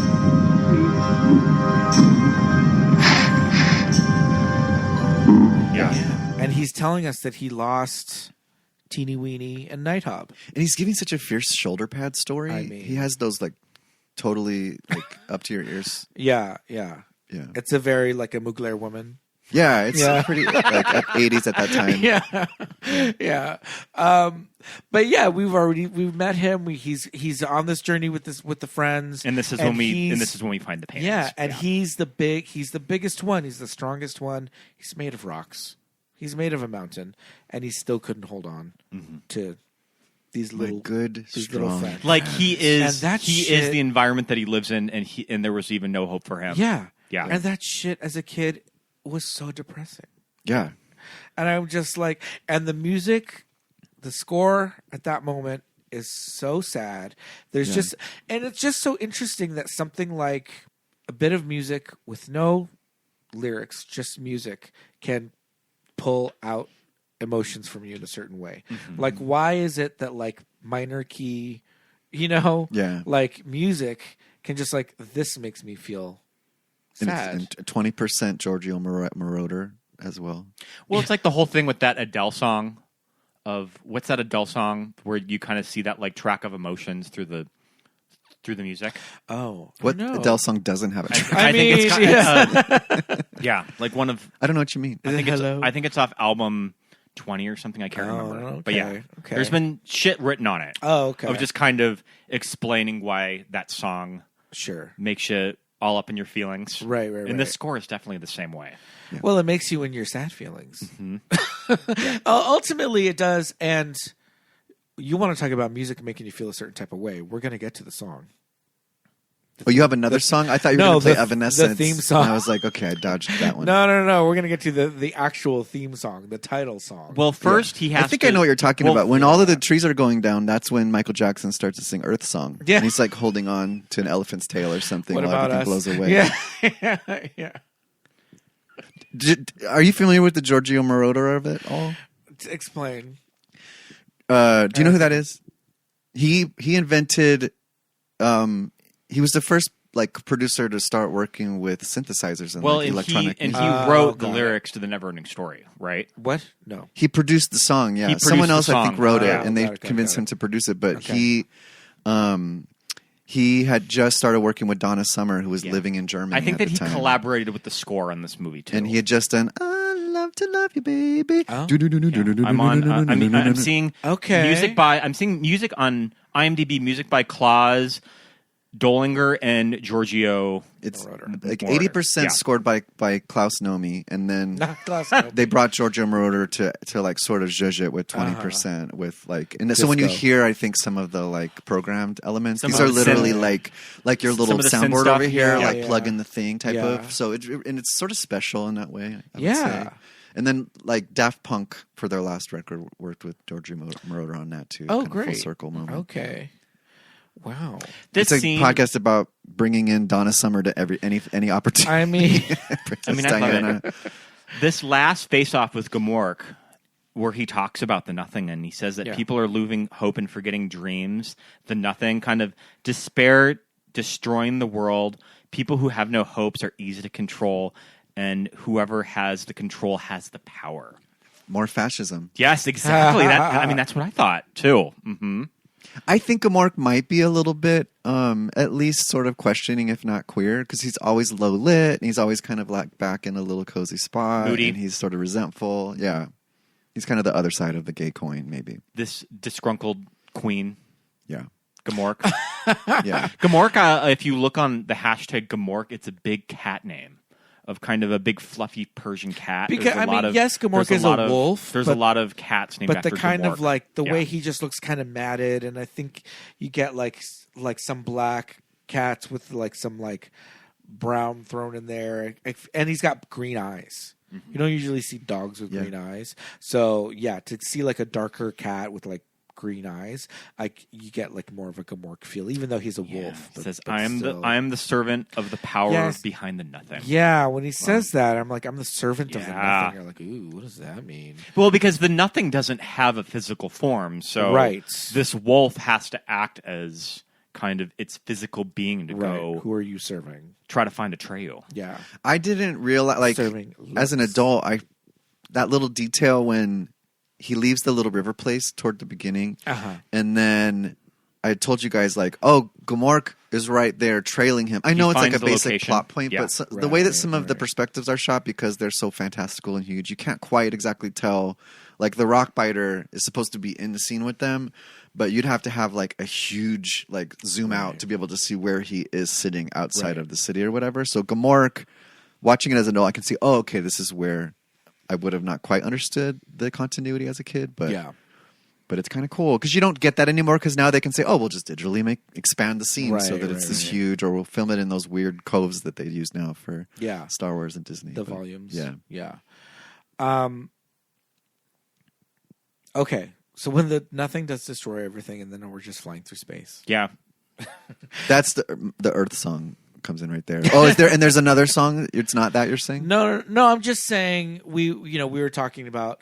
I was talking about specifically how interesting I thought it was that just a piece of music can pull emotions out of you. Well, there's this entropy that's happening there that you see in Labyrinth when everything starts to float away. Right. Yeah. And universal. Yeah. But the theme to this movie, The NeverEnding Story by Limahl, is just a very it makes you feel some type of way. Oh yeah, so much. Yeah. I'm just saying that, like that song, like we haven't even talked about it yet, but we played it at the beginning, but that song is just like you're talking about turn it around. sort of immediately brings you back to your childhood, and I mean that's probably just one of those things that you heard the song at a very young age, so just certain people it can sort of return them to being a child. But I mean that'll work for any age when revisiting this movie.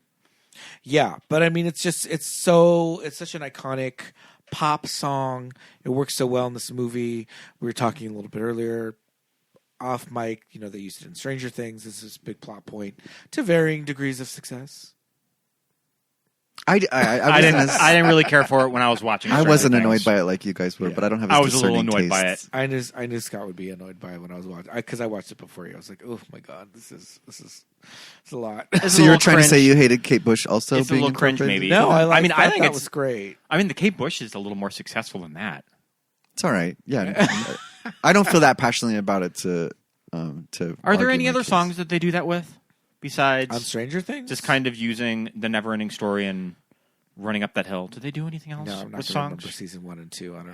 I don't remember. Maybe next season we'll see what happens. Mm-hmm. Yeah, there's probably listeners that are screaming at the I know, speaker right now. like you idiots! Flock of Seagulls. Yeah. Oh yeah. In the first movie, it's fucking The Clash. That's the brothers song to like him and Will. That's I guess that season 4 is going to be the late 80s. So is it going to be like the Pixies? Season 4 is going to be like 1999. Who the I hell don't knows? think Millie Bobby Brown is married. She's like a mother. I hope Prince is incorporated. That would be nice. That would be nice. Aren't they going to have to do some weird things where they digitally make the actors younger? They're zooming it forward. They're going to be 5 years later. Yeah. People are a little upset about it. That was the idea. That was the original idea for Stranger Things. What? Was that they were going to have season 1 be children, and then they're going to catch up with them as adults. Oh. That was the original idea, I think. And then they got just kind of such great feedback with the children that they had to write more. Yeah. Cool. That's what I always remember reading. Anyways, a NeverEnding Story. And that theme song. No, that shit was great. But you know what? Okay, so this is kind of not off topic, but kind of on the same topic. There was a film. It was really just like 4 episodes of He-Man and the Masters of the Universe. But it was when they introduced She-Ra as the character, right? So they bring in She-Ra. She's Prince Adam's sister. Spoiler alert. So He-Man and She-Ra are brother and sister. And but Game of Thrones are brother and sister too. So I know. So what they did was they packaged the 4 episodes where they brought her in, and they put them in theaters as a movie. Oh. And it's called He-Man and She-Ra: The Secret of the Sword. And there is a theme song called I Have the Power. Oh, bitch, that song is so fucking good. Like, and it feels. Are you going to play it? I thought you feels very much like the NeverEnding Story, like that song, because it's very synth pop, like adjacent. I can pull it up. Don't you have a song or? Well, no. I wanted to talk about that just because that song to me really gives me those same kind of feels. It's corny. I would love to hear it. I mean, this song we're talking about for this movie is technically corny. Yeah, and it also there's parts of it that towards the end start to feel a little like. They said the filmmaker didn't like the song because it is sort of cheesy. You're talking about the Limahl song. Yeah. The filmmaker not liking it.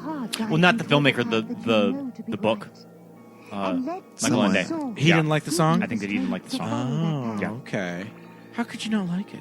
And I would imagine that the song was put in there to kind of appeal to American audiences with the U.S. cut. I'd be curious to see what the big differences are between the European and American cut, but I know that the Limahl song was put in for American audiences. Oh, yeah. This is the He-Man song. Listen. So good. It's Erasure? It sounds like Erasure. It sounds like Erasure. And this is just the writers of He-Man wrote this. It's good. Grammy nomination. Where is their Grammy?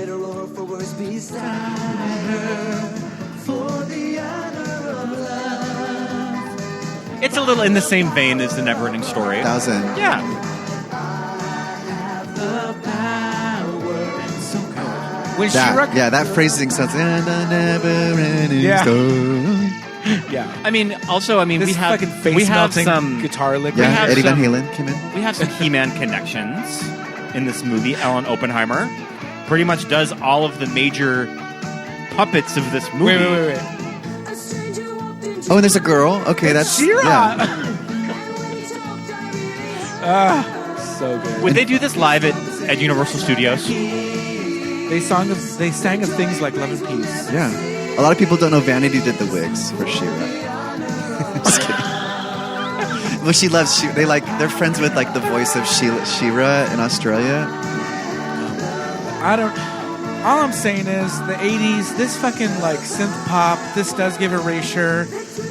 I don't know. It's really good. I think one of the like critiques is that these songs are kind of earnest. As soon as you get earnest, you turn into Nina West and you're no longer like cool. And so the mean girls get real mad about earnestness. But like, let the kids sing. We have this conversation all the time. There's something about the earnestness of like the 80s that just kind of died somewhere.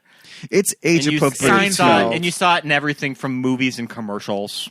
Earnestness is a young thing. And you think that Seinfeld kind of killed it? I think Seinfeld killed it. I think get too irony, cool and too like sarcastic and ironic and all of those cynical and all those things as older things. Yes. But children don't need to be cool. They can be Mr. Rogers and it can all be sweet. That's why like fast food commercials, when they were allowed to like kind of cater to children, they would be like singing songs about burgers, and it'd be like, "Fuck, this is a good song about a burger." But yeah, this earnestness is just gone, and I mean, kind of it's uncool. The NeverEnding Story is probably the most earnest movie ever made. It's up there. It's up there for one. I mean, I mentioned it before when you played that song, but little shout out to Alan Oppenheimer. Yes, voice of Skeletor that does all of the major puppets of this movie. He's Rockbiter. He's famously invented the A-bomb. Falkor. Does he do the other Oppenheimer? Does he do Gamork? I think he does do Gamork. Yeah. And he is the voice of Man-at-Arms and Skeletor on Masters of the Universe. Hey, man. Yeah. Another famous gay villain. Yeah. Come on. Doesn't get any more gay. Those two are wearing full-on, like... Leather daddy harnesses. Straight from... Rough Trade? Rough Trade, yeah. They're on the way to Folsom. Or Dory Alley. Yeah. Yeah, totally. Can we talk about the Childlike Empress's her beat mug? Yeah. You were noticing the Candy Muse makeup. She's got a little bit of the Sabrina Carpenter blush going on. It kind of goes up past the eye, around the cheekbone into the temple. Yes, but also very Candy Muse. And as a kid, I was just like, "Is that her voice? Sure. Is that this girl talking?" I don't know. I think they may have looped all of her dialogue with the different actors. But no, because she has her her flipper? Trinity K. Bonet flipper that gives her a lisp again. Put a cork Gay. in it. Put a cork in it. It'll do wonders for your diction, Jared. anytime we see Shirley Ralph. Shirley Ralph. Oh my God! I didn't know Did you see on Instagram Cheryl Lee Ralph talking about designing women? Yes, I did. I had no idea that she said why doesn't Shadrach and Meshach have a black friend? And so they gave her. Yeah. She was like talking to someone, and they're like, "We're going to create a role, and you're going to play it." And I didn't even know she was on that show. Have you seen those episodes before? I don't recall them either. I don't remember her. We'll have to find them. They're later seasons, so you stopped watching. You only watched like season 1. I smell a marathon coming. Well, the thing is, there was a lot of shakeups in the cast. Yeah, people would leave. Like Jean Smart left. Yeah. I think that Delta may have even dipped out at one point. Oh, yeah, she left and came back. It was a whole thing. But yeah, Shirley Lee Ralph, she was married to Anthony, right? Designing women. Oh, was she? Yeah. Okay. Was she his ex-wife or something? No, she was his new wife. She was his new wife. Yeah. Okay. Mm-hmm. He was never married before his unfortunate incarceration. So yeah, I like the actress. I thought her styling was super cool. It was like nothing I'd ever seen before. Her little pearl looks very like her like forehead earring. Mm-hmm. Her little she's got a forehead earring going drop. on. I think she looks very like new wave drop pearl. Yeah, and she's another one of these like full-grown adults with progeria. Who are, or I guess progeria. Well, they kind of talk about her yeah. that she is an adult because she's called the Childlike Empress. Yeah. So she's just in proportion. She's had a lot of small work adult. done. Yeah. Yeah. She's been touched by an angel. She just looks like a child. Sitting in that bathtub as the world's crumbling Doing around vampire her. facials all day. Yep. I just thought it was like a big bed. So this is where she's just like, all right, you got to give me a name. Yeah. Sure. Say my name. Sure. Say my name. Save me from the nothing I've become. Okay. So there was some controversy. My whole life, never really knew what he says. I don't think I ever really gave it a thought as a kid of what he's yelling.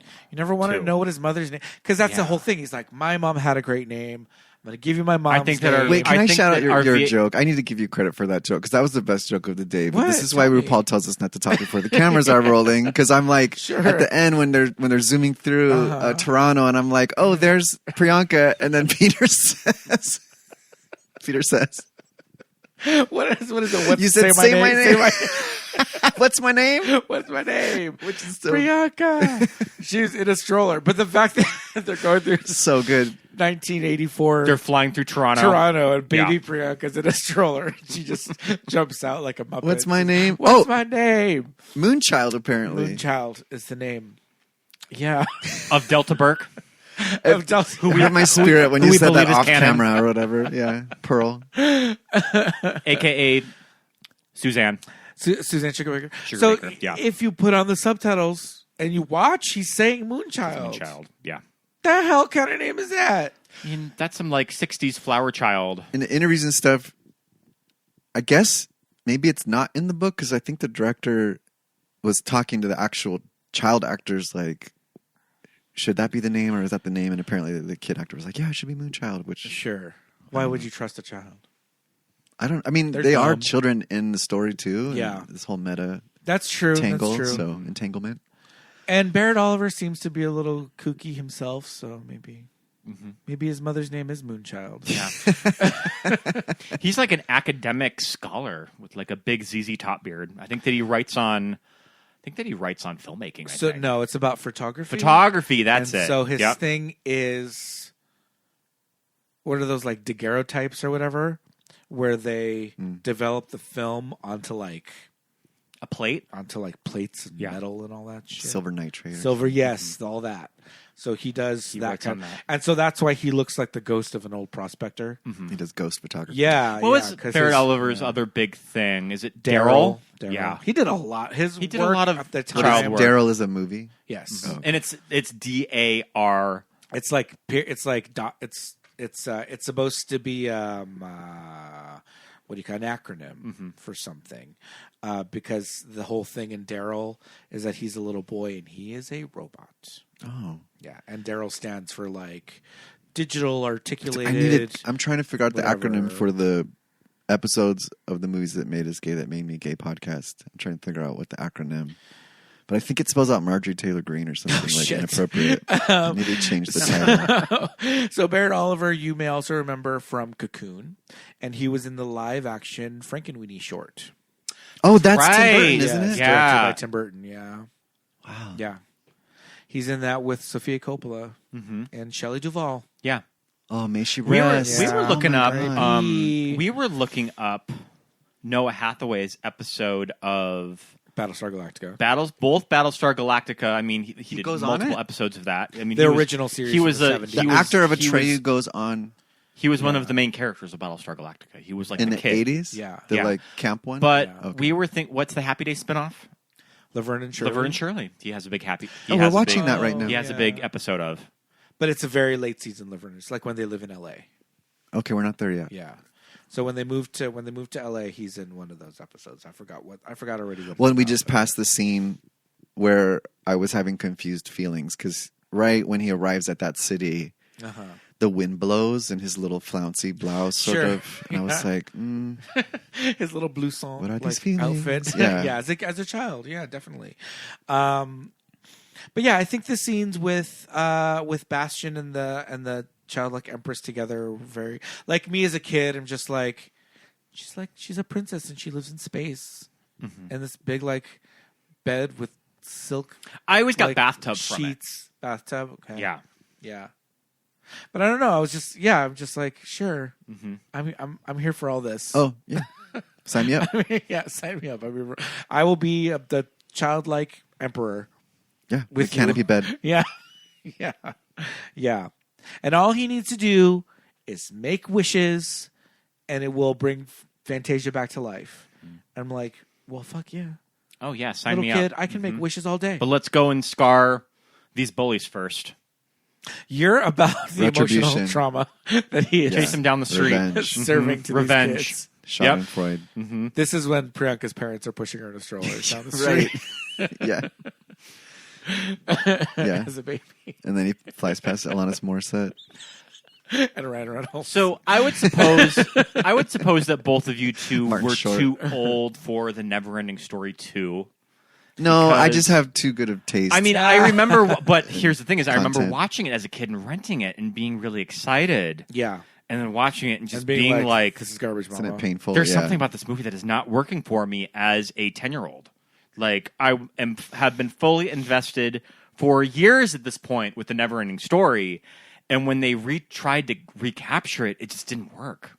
That happens a lot in the 80s and 90s. Yeah. I mean, I guess with sequels in general, but Yeah. Yeah, I was 12. You would have been like 10-ish when the sequel came for out. the sequel. Yeah. 1990. So you went. I didn't even really know about, like I was saying, the original one, so I Yeah, wasn't yeah, that true, invested yeah. because you have to have a VCR and you have to have the right tapes, and like the only tapes that we had were like when we were doing Willy Wonka. That one, I think my grandma had the actual like bought video cassette, Sure, but like yeah. I wore out Mary Poppins, and I think it was just taped from TV. I think we Yeah. had to like there were like commercial clips where like they stopped the record and started it again. I think Yeah. that at one point, either my grandma or my mom did have HBO, and this is where all of this came from. Oh, It was just so recorded off fancy. HBO. I think that would have had to have been the case. I was so jealous because HBO, you can see inappropriate stuff, and then I also was so jealous of people that could watch Fraggle Rock on the Disney Channel. Because I wonder how much That was it some would have good cost shit. to have Disney Channel per month back then. Do you know? Yeah, Okay. it was Disney was premium then. It didn't just come bundled with. What do you like, think TBS the and price all of that. like a I'm premium? not sure. Okay, There's probably commercials that had like, and like it's probably on like a YouTube. package deal of certain channels that you get. I'm seeing the director of the NeverEnding Story 2. I see George Miller, but a different George Miller. A different George Miller from the director of Mad Max. Yeah, wouldn't they have to like specify that? This George Miller. George A. Miller. This George Miller is from Scotland. Okay. But yeah, the sequels were never my thing, and there was even an HBO cartoon show that I remember watching a little bit of, and just me being like, it's just not the same. well now he's green and blue. Yeah. Well, I mean, Atreyu was written in the book as green because he was kind Blue of hair, right? a child of the forest from old folklore. Yeah. That sounds right. That sounds good. Yeah. I like that. I mean, I think green- that a they. green Well, I man think that they from the did. woods. I think that they did makeup tests with Noah, where they tried to make him green and it just wasn't working. Yeah, no, that's gonna be Yeah. weird. I like the whole they say he's from the plains people and he hunts the buffalo and all that, so they went with a kind of like Native American like motif with him, as opposed to going the like making him look like Link, Legend of Zelda kind Yeah, of. he doesn't look like idea. Jack from Legend. Yeah. God, what if sort of if he's blue and with green with blue hair and he's hunting purple buffalo, it must be like LSD land where he comes from. It's a lot of color. That's a lot. Yeah, that's a lot going on out there in those plains. Yeah, but I think it's successful the way that he.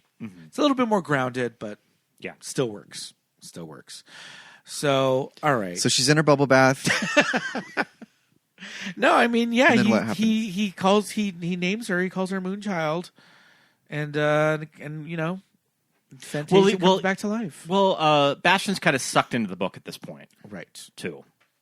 I think when I'm watching this as a child or an adult, this part, it's fine. Like the movie has a great pace. It's pretty quick. But this part, I am a little bit kind of... I'm starting to be a little less invested in this Sure. whole. No, like, I screaming agree. Back and forth. I would say like, everything after Atreyu goes to that dilapidated city. I think that not that the story is running out of gas. Maybe there is just kind of some last act problems with the script of looking back on it now that you aren't really thinking of when you're watching it as a child. This is when, if I was doing kind of script work, I would probably be like, let's look at like the last 10 pages and see if we can improve on anything. Yeah, I mean, if there's a whole other half of the story to go, Yeah. who knows what? And I would suppose that the idea was to keep it open for the sequels, too, on the off chance that they were to make any. Sure, yeah. Oh, because they were Yeah. planning to. I think like, that they're with the planning same to. team. I think this movie. So I have a memory of this movie kind of being a financial disaster. When I was looking at the numbers, it's not quite the disaster as I may remember it being from kind of reading about this movie, but I think that it did kind of underwhelm theatrically in the States. I think Just that it was fizzled, yeah. I think it was a pretty sizable hit in Europe. And Wolfgang Peterson thinks that those numbers may not have translated to the American box office. This is also the type of movie that really benefited from home video, too. Right. And kids watching it like us, picking it up at the video store or recording it off of premium cable. Yeah. That's kind of its legacy. And it's kind of something that you started to see with movies that underwhelmed theatrically at this time, that they would kind of regather its strength later with viewers on home video. So I think Famously, that's definitely the Wizard of Oz too, right? Yeah, the Wizard of And Oz. Willy I mean, Wonka, yeah. that's often that's often something that happens with cult movies too. So Yeah. I think that the NeverEnding Story kind of fits in with that. When did E.T. come out? 84, 83? 83. No, 82.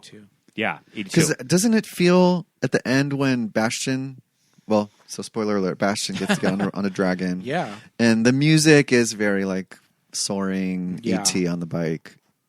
Oh yeah, completely. Yeah. Coded. But even when we were saying like even down to the theme park experience in Germany, they've got the like Falkor there, and they did that at Universal Studios too. Like yeah. Oh, on you the could bike. get on the bike, and it was showing you how the green screen worked, and that's what they're doing. That with ride Falkor. really touched my spirit. That E.T. ride, the smell of the forest when you walk in. We got to do yeah, it when we went to entranced. Orlando a few years ago, and it's still pretty Yeah, cool. it's still in Florida. It's still there. Yeah. So Speaking of E.T. and Steven Spielberg, I guess that we'd looked up some YouTube videos, and I got kind of some receipts on it that Wolfgang Peterson was kind of creative partners with Steven Spielberg, and Steven Spielberg helped him out trimming some edits for the American cut.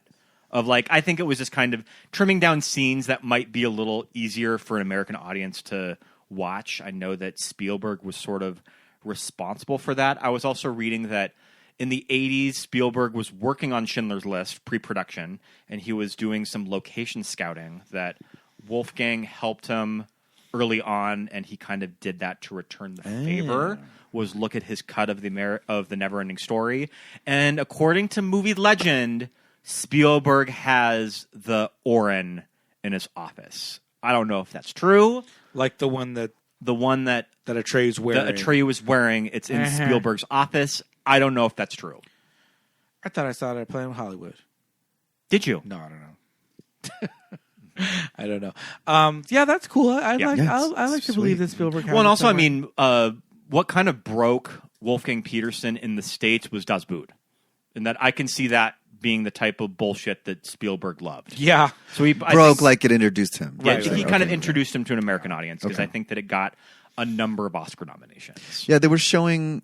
There was like a quick clip or something on that video showing there's a janitor at the school that's cut out. I Yeah, guess. they kind of trimmed some stuff when he went into the attic that there was a disgruntled janitor that they cut out. Now watching it as an adult with even less attention span than I had as an ADHD child, the clip was really and the pacing was really lovely. I was really with it.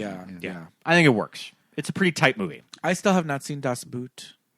I remember watching it when I was young. I've My seen stepdad showed it to me. I don't find myself itching to watch that Right. Wolfgang too often. But Wolfgang yeah, Peterson also had a fascinating crossover career in America. it's all too. pretty intense movies. That, like I mean, really, kind of. like- He did some major Hollywood blockbusters: A Perfect Storm in 2000, and Troy with Brad Pitt. I think that he also did Air Force One, which are all too. very like mask Yeah. movies that made me straight. I mean, we could Podcasts do that cover we could do an this. episode on Troy. On Troy. I mean, that's pretty much like Is there a lot of peen? that's pretty much like a giant There's just a lot of like gay pride parade. Yeah, Trojan in Troy. warriors Yeah. and Yeah. togas. Then and- I'd actually have to sit down and revisit Troy. But He's yeah, gonna make like a naturalistic Olympics movie where they're all like naked Greeks. Ooh, hello. naked Actually. Greeks wrestling. I don't know, but yeah, Wolfgang Peterson, kind of a really interesting crossover German director that made some For making such a sweet child. made some Yeah, like yeah. pretty major movies in his heyday.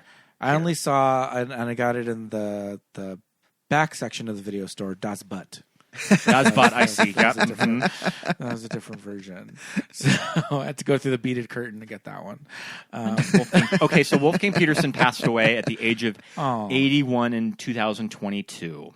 Wow. Interesting career. Ooh, he also did Outbreak too. Ooh, with Sharon? Mm-hmm. R.I.P. Yeah, and then he did a few In the Line of Fire too with Yeah, Clint he's Eastwood. Blockbusters. Yeah. Hello. Very interesting career. Oh, and then I think that Poseidon kind of made him unhireable. The Poseidon Adventure He remake? did the Poseidon Adventure remake. Oh, okay. Yeah. I don't know about it. I think that probably cut a lot of ties with American studios when that cost Warner so much money. God, one flop. Yeah. But yeah, he was on a roll, though, in his heyday. Well, listeners, I hope you enjoy the NeverEnding Story as much as we do. Dust off your VHS. Well, you'd have to dust off your VCR as well, I guess. But streaming. Looks beautiful. It's on streaming. We rented a copy of it. It kind of goes on and off of the Max. Yeah, from it'll time go to on time, off HBO too. Max, so that's a good way to... There's always find it. talk about of a remake. You mentioned that there's kind Google of- it right now. There's like, yeah. Or the audience at home. can I need to Google find it. the receipts. Did we The talk article, because my phone heard us talking about it, and I like pulled up something to Google, and you know how like Google has like these little articles, and it was like NeverEnding Story, and I was like, what? How did it? Truly, it knows Wow. because of I mean, Were we on mic I when I don't said know. that they're Mark gonna Zuckerberg. the sequel is gonna It- include the movie? Or was that off mic? the article. It was like an EW article, and I think it said it came out like a day ago, which is Here's sort a of strange. People magazine article of the NeverEnding Story to continue with new film series adaptation following iconic 80s and 90s versions. I don't know how iconic those 90s versions are. So maybe there is something with the rights with the author that have kind of expired that made this material to be able to option. But yeah, it looks like there were some quotes to Variety. I can see something like this probably ending up in a Hulu or a Prime series. Even better, because then they could do the whole book. Yeah. I mean, I don't know if I would mind seeing the visuals fully realized, which is it's kind of be careful what you wish for, Right. Because I mean, and jokes aside, is it Charlie and the Chocolate Factory, the remake? Yes. That's an interesting example. There was that Wizard of Oz sort of Oz Great and Powerful universe where it's really beautiful, but it also, to me, it's kind of an airplane movie. It sort of lacks spirit. For Comes some off a reason. little hollow. Yeah. Sure. Yeah. Yeah. Yeah. I mean, Charlie and the Chocolate Factory, he kind of made it that way. Tim Burton Right. on purpose, On kind of purpose, dark. yeah. I mean, I guess it's a Tim Burton thing. Yeah. Kind of going off of the book a little more. But yeah, you're right. It's kind of a be careful what you wish for. I would wish Type of for things a with great stuff like glass that. elevator, which I think is a pretty strange story. Well, That's another Netflix is developing a lot of, because I think that they have a lot of the rights to Roald Dahl books. They have a contract with that Oh my God, Wonka. Warner kind of finished off the Willy Wonka legacy there with Wonka with Timothy Chalamet, and I think that was kind of Warner's swan song of having that material, and I think it's gone to Netflix. Okay, yeah, the doll, they're pretty Yeah. picky about who. That Matilda musical to me was stunning and perfect. And beautiful. I was on Oh, a good, plane okay. to Montana a Haven't seen couple it. weeks ago, and the little girl sitting next to me was watching that, and I wanted to kind of look over and watch a little bit of it. I highly recommend it. Put it I'll on. have to It's check it out. really, Yeah. Okay. really great filmmaking to me. The music is incredible. Yeah. Those kids are stomping it out. The lyrics in the songs is deeply smart and meaningful and I don't know. It's I deep. would hope so. It's Matilda. Yeah. Like the source material is it deserves The way they deserves expanded it. on it. Anyway, Yeah. this is a different Yeah, definitely. podcast. But yeah, like we were saying, NeverEnding Story is available to stream anywhere, so you can go and check it out. I think that theaters are bringing it back. I think it's going to be back in theaters this month. for the 40th anniversary. Because it's for the 40th. I was Yeah. doing a Google search and I saw some LA theaters showing it. Well, there you go. Check that as. Thank you so check much for that having out me. As well. Good Thank luck you for with your coming new on. Jared, with you're your new always podcasting network. So much fun You're gonna launch it with us. to talk about movies with. Get your heart out, Mom. Yep. Mom presents or whatever. Yeah, Mom right. presents plus. Yeah. Yeah, you heard it here first, kids. I'm just gonna keep talking, and it's gonna be a never-ending episode. That's The okay. never-ending podcast. Never-ending podcast. I mean, we're bound to get there at some point. But thank you again for coming on. We'll have you on again sometime soon. For anything, you're always welcome. Listeners, we'll be right back. Listeners, thanks for sticking around. This is always our travel episode. This is always we have one episode where we go to Joshua Tree. Yeah, and I think Jared is a really fun guest for these kind of Cerebral kid movies. cerebral kid movies that as kids they really made us think, and they really made us kind of touch on some emotions that we maybe didn't want to touch on. But thank you, Jared, for being a therapist and for talking through all these crazy movies with us. This episode I think was a lot of fun and pretty funny. So listeners, thank you for sticking around with us to the very end. But I think right about now, Patreon shout outs. Let's hear it. Shout outs. We want to say a great big thank you and hello to all of our wonderful active patrons over at patreon.com. That includes you, Richard, Jeff, Deja, Amy, Erica, Anna, Mitchie, How Do You Drew podcast, Andy, Katie, Pep, Roberto, Daisy, Patrick, Kelly, Chrissy, Stephen, Desiree, Laura, Thomas, Lori, Brenna, Jessa Rabbit 45, Lawrence, Lisa, Alexis, Thomas, Millie, Ted, Benny, Melanie, Susan, Shelby, Paul, Jamie, Drew, Genevieve, Dawn, Josh, Aaron, John, Nick and Shannon, Christine, and Rufino. You guys, thank you for being patrons. Thank you so much. There's Yes. a lot of fun stuff on Patreon right now. Yes. Along with our Watch With This commentary at the $10 level and the TV episode at the $5 level, we are also doing a little summer series on 90210 that we're watching episodes. Yes, indeed. We're reviewing our favorite episodes of Beverly Hills 90210 at the $5 level. We'll be doing one every other Monday all summer long. So that's 3 episodes in the summer months that you'll have with the Patreon memberships if you have the $10 level. Yes, indeed. And it's for August, I think there's going to be 3 Mondays in there. So there's going to be 3 90210s, 1 TV, and 1 comedy. There's going to be 5 episodes in March. Good time to join. In August at the $10 level, 4 at the $5. Head over to patreon.com/movies that made us gay. There's a lot of bonus content over there, and it's a lot of fun. And all of our patrons all of your donations go directly to keeping the show on the air every week, ad-free, for all of you. So thank you so much for doing that. It really helps us out. You know what is immensely. free? Is if you write us a review and give us 5 stars. Absolutely.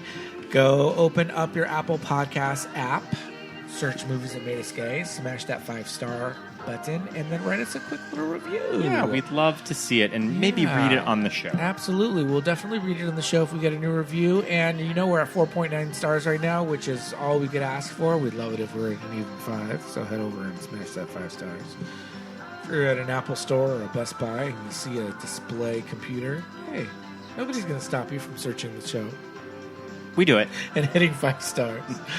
But, head over and do that. And then follow us on our socials. We are at Movies That Made Us Gay on Instagram. We are most active on Instagram. Yeah. So follow us there. We're on, X and Blue Sky and all those at MTNUG Pod. But we're most active on Instagram. We love interacting with all of our listeners and all of our followers on those apps. So all of that engagement, likes, comments, reposts, sharing, adding to your stories, all that engagement really helps to get the show to reach a wider audience. So yeah, when you do all that stuff. You can follow our personal socials as well if you're so inclined. My name is Pete. I'm at Peter Lasagna on Instagram. And I'm Scott Youngballer on Instagram, and follow my letterbox. Yes, indeed. Until next week, everyone, we will see you very, very soon. We're writing off on Falkor. Yeah. Yeah. All right, bye, guys. Bye.